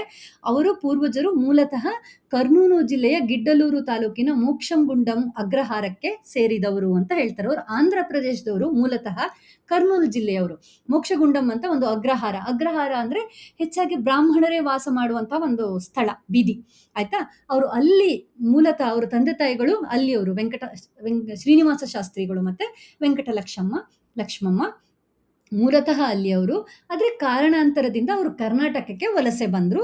ಚಿಕ್ಕಬಳ್ಳಾಪುರದ ಮುದ್ದೇನಹಳ್ಳಿನಲ್ಲಿ ಅವರು ಜನಿಸಿದರು. ನಾವು ಅವರನ್ನ ಸರ್ ಎಂ ವಿಶ್ವೇಶ್ವರಯ್ಯ ಅಂತ ಹೇಳ್ತೀವಲ್ವಾ. ಎಂ ಸ್ಟ್ಯಾಂಡ್ಸ್ ಫಾರ್ ಮೋಕ್ಷಗುಂಡಂ, ಅವರ ಒರಿಜಿನಲ್ ಊರು ಆಯ್ತಾ. ಅವರ ತಂದೆಯ ಮೂಲ ಊರು ಮೋಕ್ಷಗುಂಡಂ ಆಯ್ತಾ. ಆಮೇಲೆ ಕರ್ನಾಟಕಕ್ಕೆ ಬಂದ್ರು. ಅವರು ಚಿಕ್ಕಬಳ್ಳಾಪುರದ ಸಮೀಪದ ಮುದ್ದೇನಹಳ್ಳಿಯಲ್ಲಿ ನೆಲೆಸಿದ್ರು. ಅವರ ತಾಯಿಗೆ ಮಕ್ಕಳು ತುಂಬಾ ಓದಿ ದೊಡ್ಡ ವ್ಯಕ್ತಿಗಳಾಗಿ ಆಗ್ಬೇಕು ಅಂತ ಹಂಬಲ ಇರ್ಬೇಕು ಇತ್ತಂತೆ. ಹಾಗಾಗಿ ಅವರು ಸಂಸಾರವನ್ನ ಚಿಕ್ಕಬಳ್ಳಾಪುರಕ್ಕೆ ಸ್ಥಳಾಂತರಿಸಿದ್ರು. ಅಂದ್ರೆ ಮೊದಲು ಹಳ್ಳಿಲಿದ್ರು, ಮುದ್ದೇನಹಳ್ಳಿಲಿದ್ರು. ಚಿಕ್ಕಬಳ್ಳಾಪುರ ದೊಡ್ಡ ಊರಾಗಿತ್ತು, ಹಾಗಾಗಿ ಪ್ರಾಪರ್ ಚಿಕ್ಕಬಳ್ಳಾಪುರಕ್ಕೆ ಬಂದ್ರು ಅವರು. ಯಾಕೆ? ಅವ್ರ ತಾಯಿಗೆ ಮಕ್ಕಳನ್ನು ಓದಿಸ್ಬೇಕು ಅಂತ ಬಹಳ ಆಸೆ ಇತ್ತು. ನೋಡಿ, ತಾಯಿಯಂತೆ ಮಕ್ಕಳು, ಆ ತಾಯಿಗೂ ಕೂಡ ಅಂತ ಒಂದು ವಿಷನ್ ಇರೋದ್ರಿಂದ ವಿಶ್ವೇಶ್ವರಯ್ಯನವರು ಕೂಡ ಅಷ್ಟೊಂದು ದೊಡ್ಡ ಒಂದು ದೂರದೃಷ್ಟಿಯನ್ನು ಹೊಂದ್ಕೊಂಡು ದೇಶದ ಅಭಿವೃದ್ಧಿಯನ್ನ ಮಾಡಿದ್ರು. ನಾವು ಹಿಂದೆ ಒಡೆಯರನ್ನ ನೋಡಿದಾಗ್ಲೂ ಕೂಡ ಅವರ ತಾಯಿ ವಾಣಿ ವಿಲಾಸ ಸನ್ನಿಧಾನ ಅವರಿಗೂ ಕೂಡ ಒಂದು ಅಭಿವೃದ್ಧಿ ಬಗ್ಗೆ ಒಂದು ವಿಷನ್ ಇತ್ತು. ಹಾಗಾಗಿ ಅವರು ಮಗನನ್ನ ಹಾಗೆ ಬೆಳೆಸಿದ್ರು, ಅವರು ಕೂಡ ಅಭಿವೃದ್ಧಿ ಕಾರ್ಯವನ್ನ ಮಾಡಿದ್ರು. ಇಲ್ಲಿ ಕೂಡ ಅವರ ತಾಯಿಗೆ ಮಕ್ಕಳು ಓದಬೇಕು ಅಂತ ಇತ್ತು. ಹಾಗಾಗಿ ಅವರು ಪಟ್ಟಣಕ್ಕೆ ಬಂದು ಮಕ್ಕಳಿಗೆ ಒಳ್ಳೆಯ ವಿದ್ಯಾಭ್ಯಾಸವನ್ನ ಕೊಟ್ಟು ಅದರಿಂದ ಇಡೀ ನಮ್ಮ ದೇಶಕ್ಕೆ ಎಷ್ಟು ಉಪಯೋಗ ಆಯ್ತು ಅನ್ನೋದನ್ನ ನಾವಿಲ್ಲಿ ನೋಡ್ತಾ ಇದ್ದೀವಿ. ಆಮೇಲೆ ವಿಶ್ವೇಶ್ವರಯ್ಯ ಅವರ ಪ್ರಾಥಮಿಕ ಶಿಕ್ಷಣ ಚಿಕ್ಕಬಳ್ಳಾಪುರದಲ್ಲಿ ನಡೆಯಿತು, ಪ್ರೈಮರಿ ಎಜುಕೇಶನ್. ಆಮೇಲೆ ಅವರ ಸೋದರ ಮಾವ ಎಚ್ ರಾಮಯ್ಯ ಅವರು ಮಾರ್ಗದರ್ಶನ ಕೊಟ್ಟರು. ಬಿಕಾಸ್ ಈಗ ನಿಮಗೆ ಎಲ್ಲೆಲ್ಲಿ ಏನು ಕೌನ್ಸಿಲಿಂಗ್ ಕ್ಲಾಸ್ಗಳು ಅದು ಇದು ಎಲ್ಲ ಇದೆ. ಆ ಕಾಲದಲ್ಲಿ ವಿದ್ಯಾಭ್ಯಾಸ ಅಷ್ಟು ಮುಂದುವರೆದಿರಲಿಲ್ಲ. ಯಾರಾದರೂ ನಿಮಗೆ ಮಾರ್ಗದರ್ಶನ ಮಾಡೋರು ಬೇಕಿತ್ತು, ಅವರ ಸೋದರ ಮಾವ ಅವರಿಗೆ ಮಾರ್ಗದರ್ಶನ ಮಾಡಿದ್ರು. ಈ ಗೈಡೆಡ್ ವಿಶ್ವೇಶ್ವರಯ್ಯ. ಆಮೇಲೆ ಬೆಂಗಳೂರಿನ ವೆಸ್ಲಿಯನ್ ಪ್ರೌಢಶಾಲೆಯಲ್ಲಿ ಪ್ರೌಢ ಶಿಕ್ಷಣವನ್ನು ಪಡೆದ್ರು. ಆಮೇಲೆ ಸೆಂಟ್ರಲ್ ಕಾಲೇಜಿನಲ್ಲಿ 2 ವರ್ಷದ ಇಂಟರ್ಮೀಡಿಯೇಟ್ ಮತ್ತು 3 ವರ್ಷದ BA ಶಿಕ್ಷಣವನ್ನ ಪೂರೈಸಿದ್ರು ಅಂತ ಹೇಳ್ತಾರೆ. ವೆಸ್ಲಿಯನ್ ಕಾಲೇಜಲ್ಲಿ ಪ್ರೌಢ ಶಿಕ್ಷಣ ಅಂದ್ರೆ ನೀವೆಲ್ಲ ಓದ್ತಾ ಇರ್ತಿರಲ್ಲ ಇವಾಗ ಹೈಸ್ಕೂಲ್, ಅದನ್ನ ಓದಿದ್ರು. ಸೆಂಟ್ರಲ್ ಕಾಲೇಜಲ್ಲಿ ಇಂಟರ್ಮೀಡಿಯೇಟ್ ಅಂದ್ರೆ PU ಮತ್ತೆ 3 ವರ್ಷಗಳ ಡಿಗ್ರಿ BA ಡಿಗ್ರಿಯನ್ನು ಕೂಡ ಅವರು ಪಡೆದ್ರು. ಅವರು ವ್ಯಾಕರಣದಲ್ಲಿ ಕ್ರಮನಿಷ್ಠರಾಗಿದ್ರು, ತುಂಬಾ ಡಿಸಿಪ್ಲಿನ್ ಇತ್ತು. ಅವರು ಜೀವನದಲ್ಲಿ ಉನ್ನತವಾದದನ್ನ ದೊಡ್ಡದಾದದನ್ನ ಏನಾದ್ರೂ ಸಾಧಿಸ್ಬೇಕು ಅನ್ನೋಂಥ ದೃಢ ನಿರ್ಧಾರ ಅಂದ್ರೆ ಸಂಕಲ್ಪ ಇತ್ತು ಅವ್ರ ಹತ್ರ. ಅದಕ್ಕೆ ತಕ್ಕನಾದ ಪ್ರತಿಭೆ ಕೂಡ ಇತ್ತು. ಬಹಳ ಬುದ್ಧಿವಂತರಾಗಿದ್ರು ಅವರು. ಬುದ್ಧಿವಂತಿಕೆಗೆ ತಕ್ಕಂತೆ ಮಾಡ್ಬೇಕು ಅನ್ನುವಂಥ ಛಲನೂ ಅವರಲ್ಲಿ ಇತ್ತು, ಮನೋಸ್ಥೈರ್ಯ ಇತ್ತು. ಹಾಗಾಗಿ ಅವರು ಸಾಧಿಸಿದ್ರು. ಅಂದಿನ ಮೈಸೂರು ದಿವಾನರಾಗಿದ್ದ ಸಿ ರಂಗಾಚಾರ್ಲೂರವರು ನೀಡಿದ ವಿದ್ಯಾರ್ಥಿ ವೇತನ ಅಂದ್ರೆ ಸ್ಕಾಲರ್ಶಿಪ್. ಅವಾಗ ಮೈಸೂರು ಸರ್ಕಾರದಲ್ಲಿ ಸ್ಕಾಲರ್ಶಿಪ್ ಕೊಡ್ತಾ ಇದ್ರು. ಹೇಳಿದಲ್ಲ, ಮೈಸೂರು ಬಹಳ ಅಭಿವೃದ್ಧಿ ಯೋಜನೆಗಳನ್ನ ಪ್ರಾರಂಭ ಮಾಡಿತ್ತು. ನಾವು ದಿವಾನರ ಬಗ್ಗೆ ನೋಡಿದ್ವಿ, ಅಲ್ಲಿ ಶೇಷಾದ್ರಿಯರವರಿದ್ರು, ಇಲ್ಲಿ ರಂಗಾಚಾರ್ಲೂರವರಿದ್ದಾರೆ.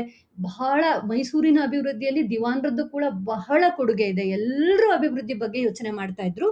ಅವರು ಶಿಕ್ಷಣಕ್ಕಾಗಿ ಸ್ಕಾಲರ್ಶಿಪ್ ಕೊಡ್ತಾ ಇದ್ರು, ವಿದ್ಯಾರ್ಥಿ ವೇತನ ಕೊಡ್ತಾ ಇದ್ರು. ಅದನ್ನು ಉಪಯೋಗಿಸಿಕೊಂಡು ವಿಶ್ವೇಶ್ವರಯ್ಯ ಅವರು ಪೂನಾದ ಇಂಜಿನಿಯರಿಂಗ್ ಕಾಲೇಜಿನಲ್ಲಿ ಡಿಪ್ಲೊಮಾ ಶಿಕ್ಷಣವನ್ನ ಪ್ರಥಮ ಸ್ಥಾನದಲ್ಲಿ ಪಡೆದು ಜೇಮ್ಸ್ ಬರ್ಕ್ಲಿ ಬಹುಮಾನಕ್ಕೆ ಪಾತ್ರರಾದರು ಅಂತ ಹೇಳ್ತಾರೆ. ಪ್ರಥಮ ಸ್ಥಾನದಲ್ಲಿ ಇಂಜಿನಿಯರಿಂಗ್ ಕಾಲೇಜ್ನಲ್ಲಿ ಡಿಪ್ಲೊಮಾ ಪಡ್ಕೊಂಡ್ರು. ಆಮೇಲೆ ಇದು ಬಂತು, ಬಹುಮಾನ ಬಂತು ಅವ್ರಿಗೆ, ಜೇಮ್ಸ್ ಬರ್ಕ್ಲಿ ಅಂತ. ಜೇಮ್ಸ್ ಬರ್ಕ್ಲಿ ಅನ್ನೋದು ಅವನು ಒಬ್ಬ ಇಂಗ್ಲಿಷ್ ಸಿವಿಲ್ ಇಂಜಿನಿಯರ್. ಅವನು ಭಾರತದಲ್ಲೂ ಕೂಡ ಕೆಲಸ ಮಾಡಿದ್ದಾನೆ. ಭಾರತಕ್ಕೆ ಬಂದ ಮೊದಲನೇ ರೈಲ್ವೆ ಮಾರ್ಗ ಇದೆಯಲ್ಲ, ಆ ಯೋಜನೆಯನ್ನು ಮಾಡಿದವನು ಜೇಮ್ಸ್ ಬರ್ಕ್ಲಿ. ಬಹಳ ಪ್ರತಿಭಾವಂತನಾದಂಥ ಸಿವಿಲ್ ಇಂಜಿನಿಯರ್. ಯಾರಾದರೂ ಬಹಳ ಪ್ರತಿಭಾವಂತರಿದ್ರೆ ಅವ್ರ ಹೆಸರಲ್ಲಿ ಬಹುಮಾನ, ಸ್ಕಾಲರ್ಶಿಪ್ ಎಲ್ಲ ಕೊಡ್ತಾರಲ್ವಾ, ಹಾಗೇನೆ ಅವನ ಹೆಸರಿನಲ್ಲಿ ಕೊಡ್ತಾ ಇದ್ದಂತಹ ಬಹುಮಾನವನ್ನ ವಿಶ್ವೇಶ್ವರಯ್ಯನವರು ಪಡ್ಕೊಂಡ್ರು. ಆಮೇಲೆ ಅವರು ಅವರ ವಿದ್ಯಾಭ್ಯಾಸ ಎಲ್ಲ ಮುಗೀತು, BA ಮಾಡಿದ್ರು, ಇಂಜಿನಿಯರಿಂಗ್ ಅಲ್ಲಿ ಡಿಪ್ಲೊಮಾ ಮಾಡಿದ್ರು, ಎಲ್ಲ ಆಯ್ತು. ಇವಾಗ ಅವರ ಉದ್ಯೋಗದ ಬಗ್ಗೆ ಇಲ್ಲಿ ಹೇಳ್ತಾ ಇದ್ದಾರೆ. ವಿಶ್ವೇಶ್ವರಯ್ಯನವರು 1874ರಲ್ಲಿ ಮುಂಬೈ ಪ್ರಾಂತ್ಯದ ಲೋಕೋಪಯೋಗಿ ಇಲಾಖೆಯಲ್ಲಿ ಸಹಾಯಕ ಇಂಜಿನಿಯರ್ ಆಗಿ ಸೇವೆ ಪ್ರಾರಂಭಿಸಿದರು ಅಂತ. ಮುಂಬೈ ಪ್ರಾವಿನೆನ್ಸ್ ಅಂತ. ಅವಾಗ ಬ್ರಿಟಿಷ್ ಆಡಳಿತ ಇತ್ತು, ಮುಂಬೈ ಪ್ರಾವಿನೆನ್ಸ್, ಮದ್ರಾಸ್ ಪ್ರಾವಿನೆನ್ಸ್, ಆ ತರದ ಒಂದು ಆಡಳಿತದ ವಿಭಾಗ ಇತ್ತು. ಇವಾಗ ನಾವು ಮಹಾರಾಷ್ಟ್ರ, ಕರ್ನಾಟಕ ಅಂತೆಲ್ಲ ಹೇಳ್ತೀವಲ್ವಾ, ಹಾಗಿರ್ಲಿಲ್ಲ. ಅವಾಗ ಮುಂಬೈ ಪ್ರಾವಿನೆನ್ಸ್ ಅಲ್ಲಿ ಇವರಿಗೆ ಲೋಕೋಪಯೋಗಿ ಇಲಾಖೆ, PWD ಡಿಪಾರ್ಟ್ಮೆಂಟ್ ಅಂತ ಹೇಳ್ತೀವಲ್ಲ ನಾವು, ಅಲ್ಲಿ ಅಸಿಸ್ಟೆಂಟ್ ಇಂಜಿನಿಯರ್, ಸಹಾಯಕ ಇಂಜಿನಿಯರ್ ಆಗಿ ಅವರ ಪ್ರಥಮ ಸೇವೆಯನ್ನ ಅವರು ಪ್ರಾರಂಭ ಮಾಡಿದ್ರು. ಆಮೇಲೆ ಖಾಂದೇಶ ಮತ್ತು ನಾಸಿಕ್ ಜಿಲ್ಲೆಗಳಲ್ಲಿ ಹರಿಯುತ್ತಿದ್ದ ಪಂಜ್ರಾ ನದಿಯ ನೀರಾವರಿ ಕಾಲುವೆಗೆ ತೂಬುಗಾಲುವೆಯನ್ನ ನಿರ್ಮಿಸಿದರು. ಖಾಂದೇಶ ಮತ್ತೆ ನಾಸಿಕ್ ಎಲ್ಲಿದೆ? ಮಹಾರಾಷ್ಟ್ರದಲ್ಲಿದೆ. ಅವರು ಮುಂಬೈ ಪ್ರಾಂತ್ಯದಲ್ಲಿ ಕೆಲಸ ಮಾಡ್ತಾ ಇದ್ದಲ್ಲ, ಮುಂಬೈ ಕೂಡ ಮಹಾರಾಷ್ಟ್ರ ತಾನೆ. ಖಾಂದೇಶ ಮತ್ತೆ ನಾಸಿಕ್ ಅಲ್ಲಿ ಪಂಜ್ರಾ ನದಿ ಹರಿತಾ ಇತ್ತು. ಅದರಲ್ಲಿ ಕ್ಯಾನಲ್ಸ್ ಇತ್ತು, ಕಾಲುವೆಗಿತ್ತು, ನೀರಾವರಿಗಾಗಿ, ಇರಿಗೇಷನ್ಗಾಗಿ ಕಾಲುವೆಗಳಿತ್ತು. ಆ ಕಾಲುವೆಗೆ ತೂಬು ಮೇಲ್ಗಾಲುವೆಯನ್ನ ನಿರ್ಮಿಸಿದರು. ತೂಬು ಮೇಲ್ಗಾಲುವೆ ಅಂದ್ರೆ ಒಂದು ನೀರು ಹರಿಸ್ಲಿಕ್ಕೆ, ಟೆಂಪರರಿ ಆಗಿ ಒಂದು ನೀರು ಹರಿಸ್ಲಿಕ್ಕೆ ಬಳಸುವಂತ ಎತ್ತರದ ಕಾಲುವೆ. ಅದಕ್ಕೆ ಗೇಟ್ ಇರುತ್ತೆ. ಆ ಗೇಟ್ ಅನ್ನ ಉಪಯೋಗಿಸ್ಕೊಂಡು ಕಂಟ್ರೋಲ್ ಮಾಡ್ತಾರೆ. ಒಂದು ಇಂಜಿನಿಯರ್ಗೆ ಸಂಬಂಧಪಟ್ಟಂತ ಒಂದು ಕೆಲಸ. ಆ ತೂಬು ಮೇಲ್ಗಾಲುವೆಯನ್ನ ಅವರು ನಿರ್ಮಿಸಿದ್ರು. ಆಮೇಲೆ ಮುಂಬೈ ಸರ್ಕಾರದ ಸೂಚನೆಯ ಮೇರೆಗೆ ಸಿಂಧ್ ಪ್ರಾಂತ್ಯದ ಸುಕ್ಕೂರು ಪಟ್ಟಣಕ್ಕೆ ಕುಡಿಯುವ ನೀರಿನ ಪೂರೈಕೆ ಕಾರ್ಯವನ್ನ ಯಶಸ್ವಿಯಾಗಿ ಪೂರೈಸಿದ್ರು. ನೋಡಿ, ನಮ್ಮ KRS ಇಂದ ನಮಗೂ ಬೆಂಗಳೂರಿಗೆ ನೀರು ಬರುತ್ತೆ, ಅದನ್ನು ಕೂಡ ವಿಶ್ವೇಶ್ವರಯ್ಯನವರೇ ಮಾಡಿದ್ರು. ಅದಕ್ಕಿಂತ ಮೊದಲು ಇಲ್ಲಿ ಸಿಂಧ್ ಪ್ರಾಂತ್ಯದಲ್ಲೂ ಕೂಡ ಅವರು ಆ ಕೆಲಸವನ್ನ ಮಾಡಿದ್ರು. ಅಂದಿನ ಮುಂಬೈ ಪ್ರಾಂತ್ಯದ ಗವರ್ನರ್ ಆಗಿದ್ದ ಲಾರ್ಡ್ ಸಂಡ್ಹರ್ಸ್ಟ್ ಅವರನ್ನು ಮುಕ್ತ ಕಂಠದಿಂದ ಹಾಡಿ ಹೊಗಳಿದ್ರು. ಗವರ್ನರ್ಸ್ ಇದ್ರಲ್ಲ ಅವಾಗ ಬ್ರಿಟಿಷ್ ಕಾಲದಲ್ಲಿ, ಲಾರ್ಡ್ ಸಂಡ್ಹರ್ಸ್ಟ್ ಅವರನ್ನ ಮುಕ್ತ ಕಂಠ ಅಂತ ಹೇಳಿದ್ರೆ ಯಾವುದೇ ಒಂಚೂರು ಬೇಸರ ಇಲ್ಲದೆ ಹೋಲ್ ಹಾರ್ಟೆಡ್ಲಿ ಅಂತಾರಲ್ಲ, ಅಷ್ಟು ಖುಷಿಯಾಗಿ ಹೊಗಳಿದ್ರು. ನಾವು ಕೆಲವು ಸಲ ಕೆಲವ್ರನ್ನ ಮೇಲೆ ಮೇಲೆ ಹೊಗಳ್ತೀವಿ, ಅದೇ ಅರ್ಧಕ್ಕರ್ಧ ಸುಳ್ಳಾಗಿರುತ್ತೆ.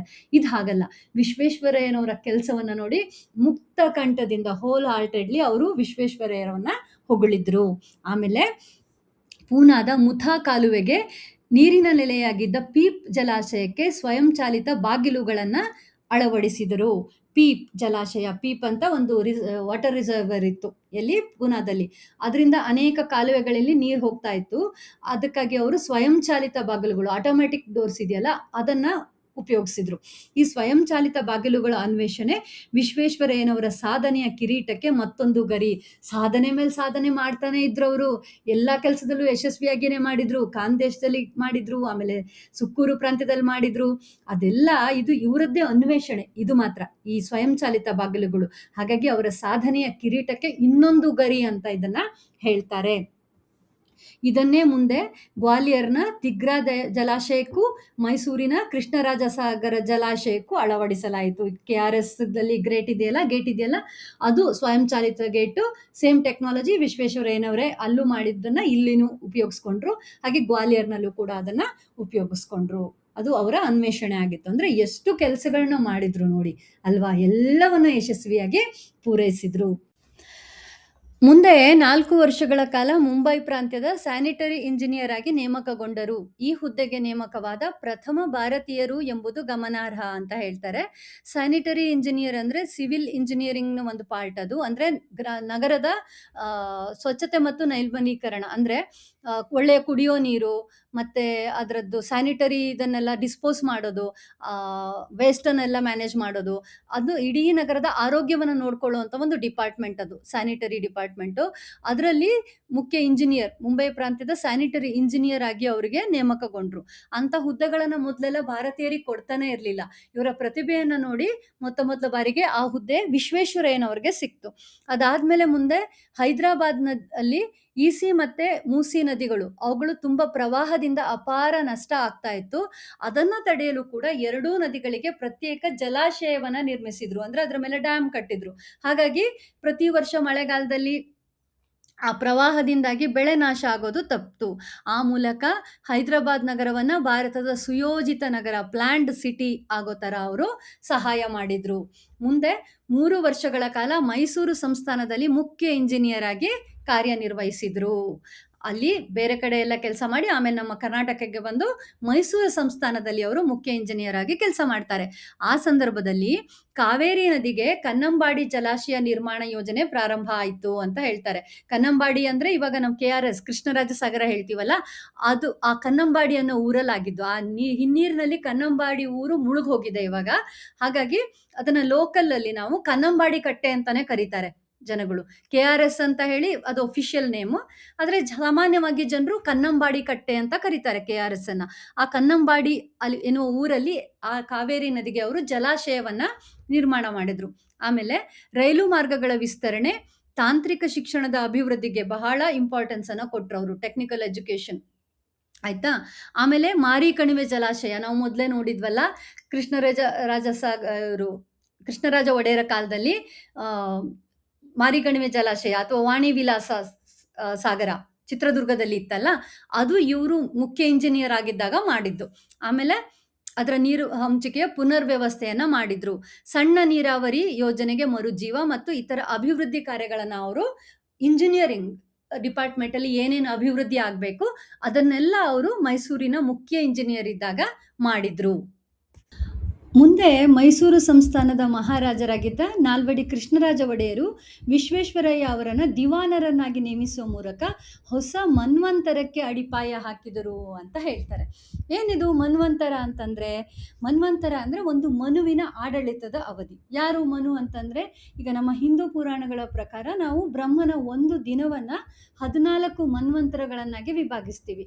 ಅಂತ ಹೇಳಿದ್ರೆ ಪ್ರತಿ ಮನ್ವಂತರಕ್ಕೂ ಒಬ್ಬೊಬ್ಬ ಮನು ಅಧಿಕಾರಿ ಆಗಿರ್ತಾನೆ. ಆಯ್ತಾ. ಒಂದು ಮನ್ವಂತರ ಅಂದ್ರೆ 70 ಯುಗಗಳು ಅನ್ನೋ ತರ, ತುಂಬಾ ಲಾಂಗ್ ಟೈಮ್ ಅದು. ಆಯ್ತಾ. ಮನ್ವಂತರ ಅನ್ನೋದು ಆಯ್ತಾ.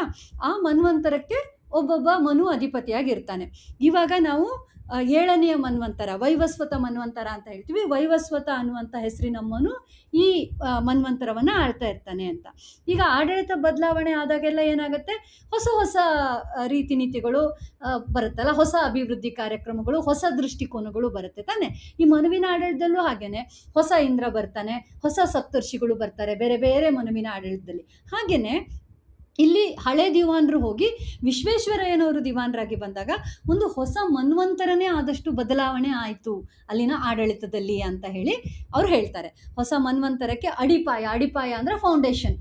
ಈಗ ವಿಶ್ವೇಶ್ವರಯ್ಯನವರನ್ನ ದಿವಾನರನ್ನಾಗಿ ಮಾಡಿದ್ದು ಒಂದು ಹೊಸ ಆಧುನಿಕ ಭಾರತವನ್ನು ನಿರ್ಮಾಣ ಮಾಡುವಂತಹ ಒಂದು ಅಡಿಪಾಯ ಥರ ಆಯಿತು, ಒಂದು ಮನ್ವಂತರ ಥರ ಆಯಿತು ಅಂತ ಇಲ್ಲಿ ಹೇಳ್ತಾರೆ.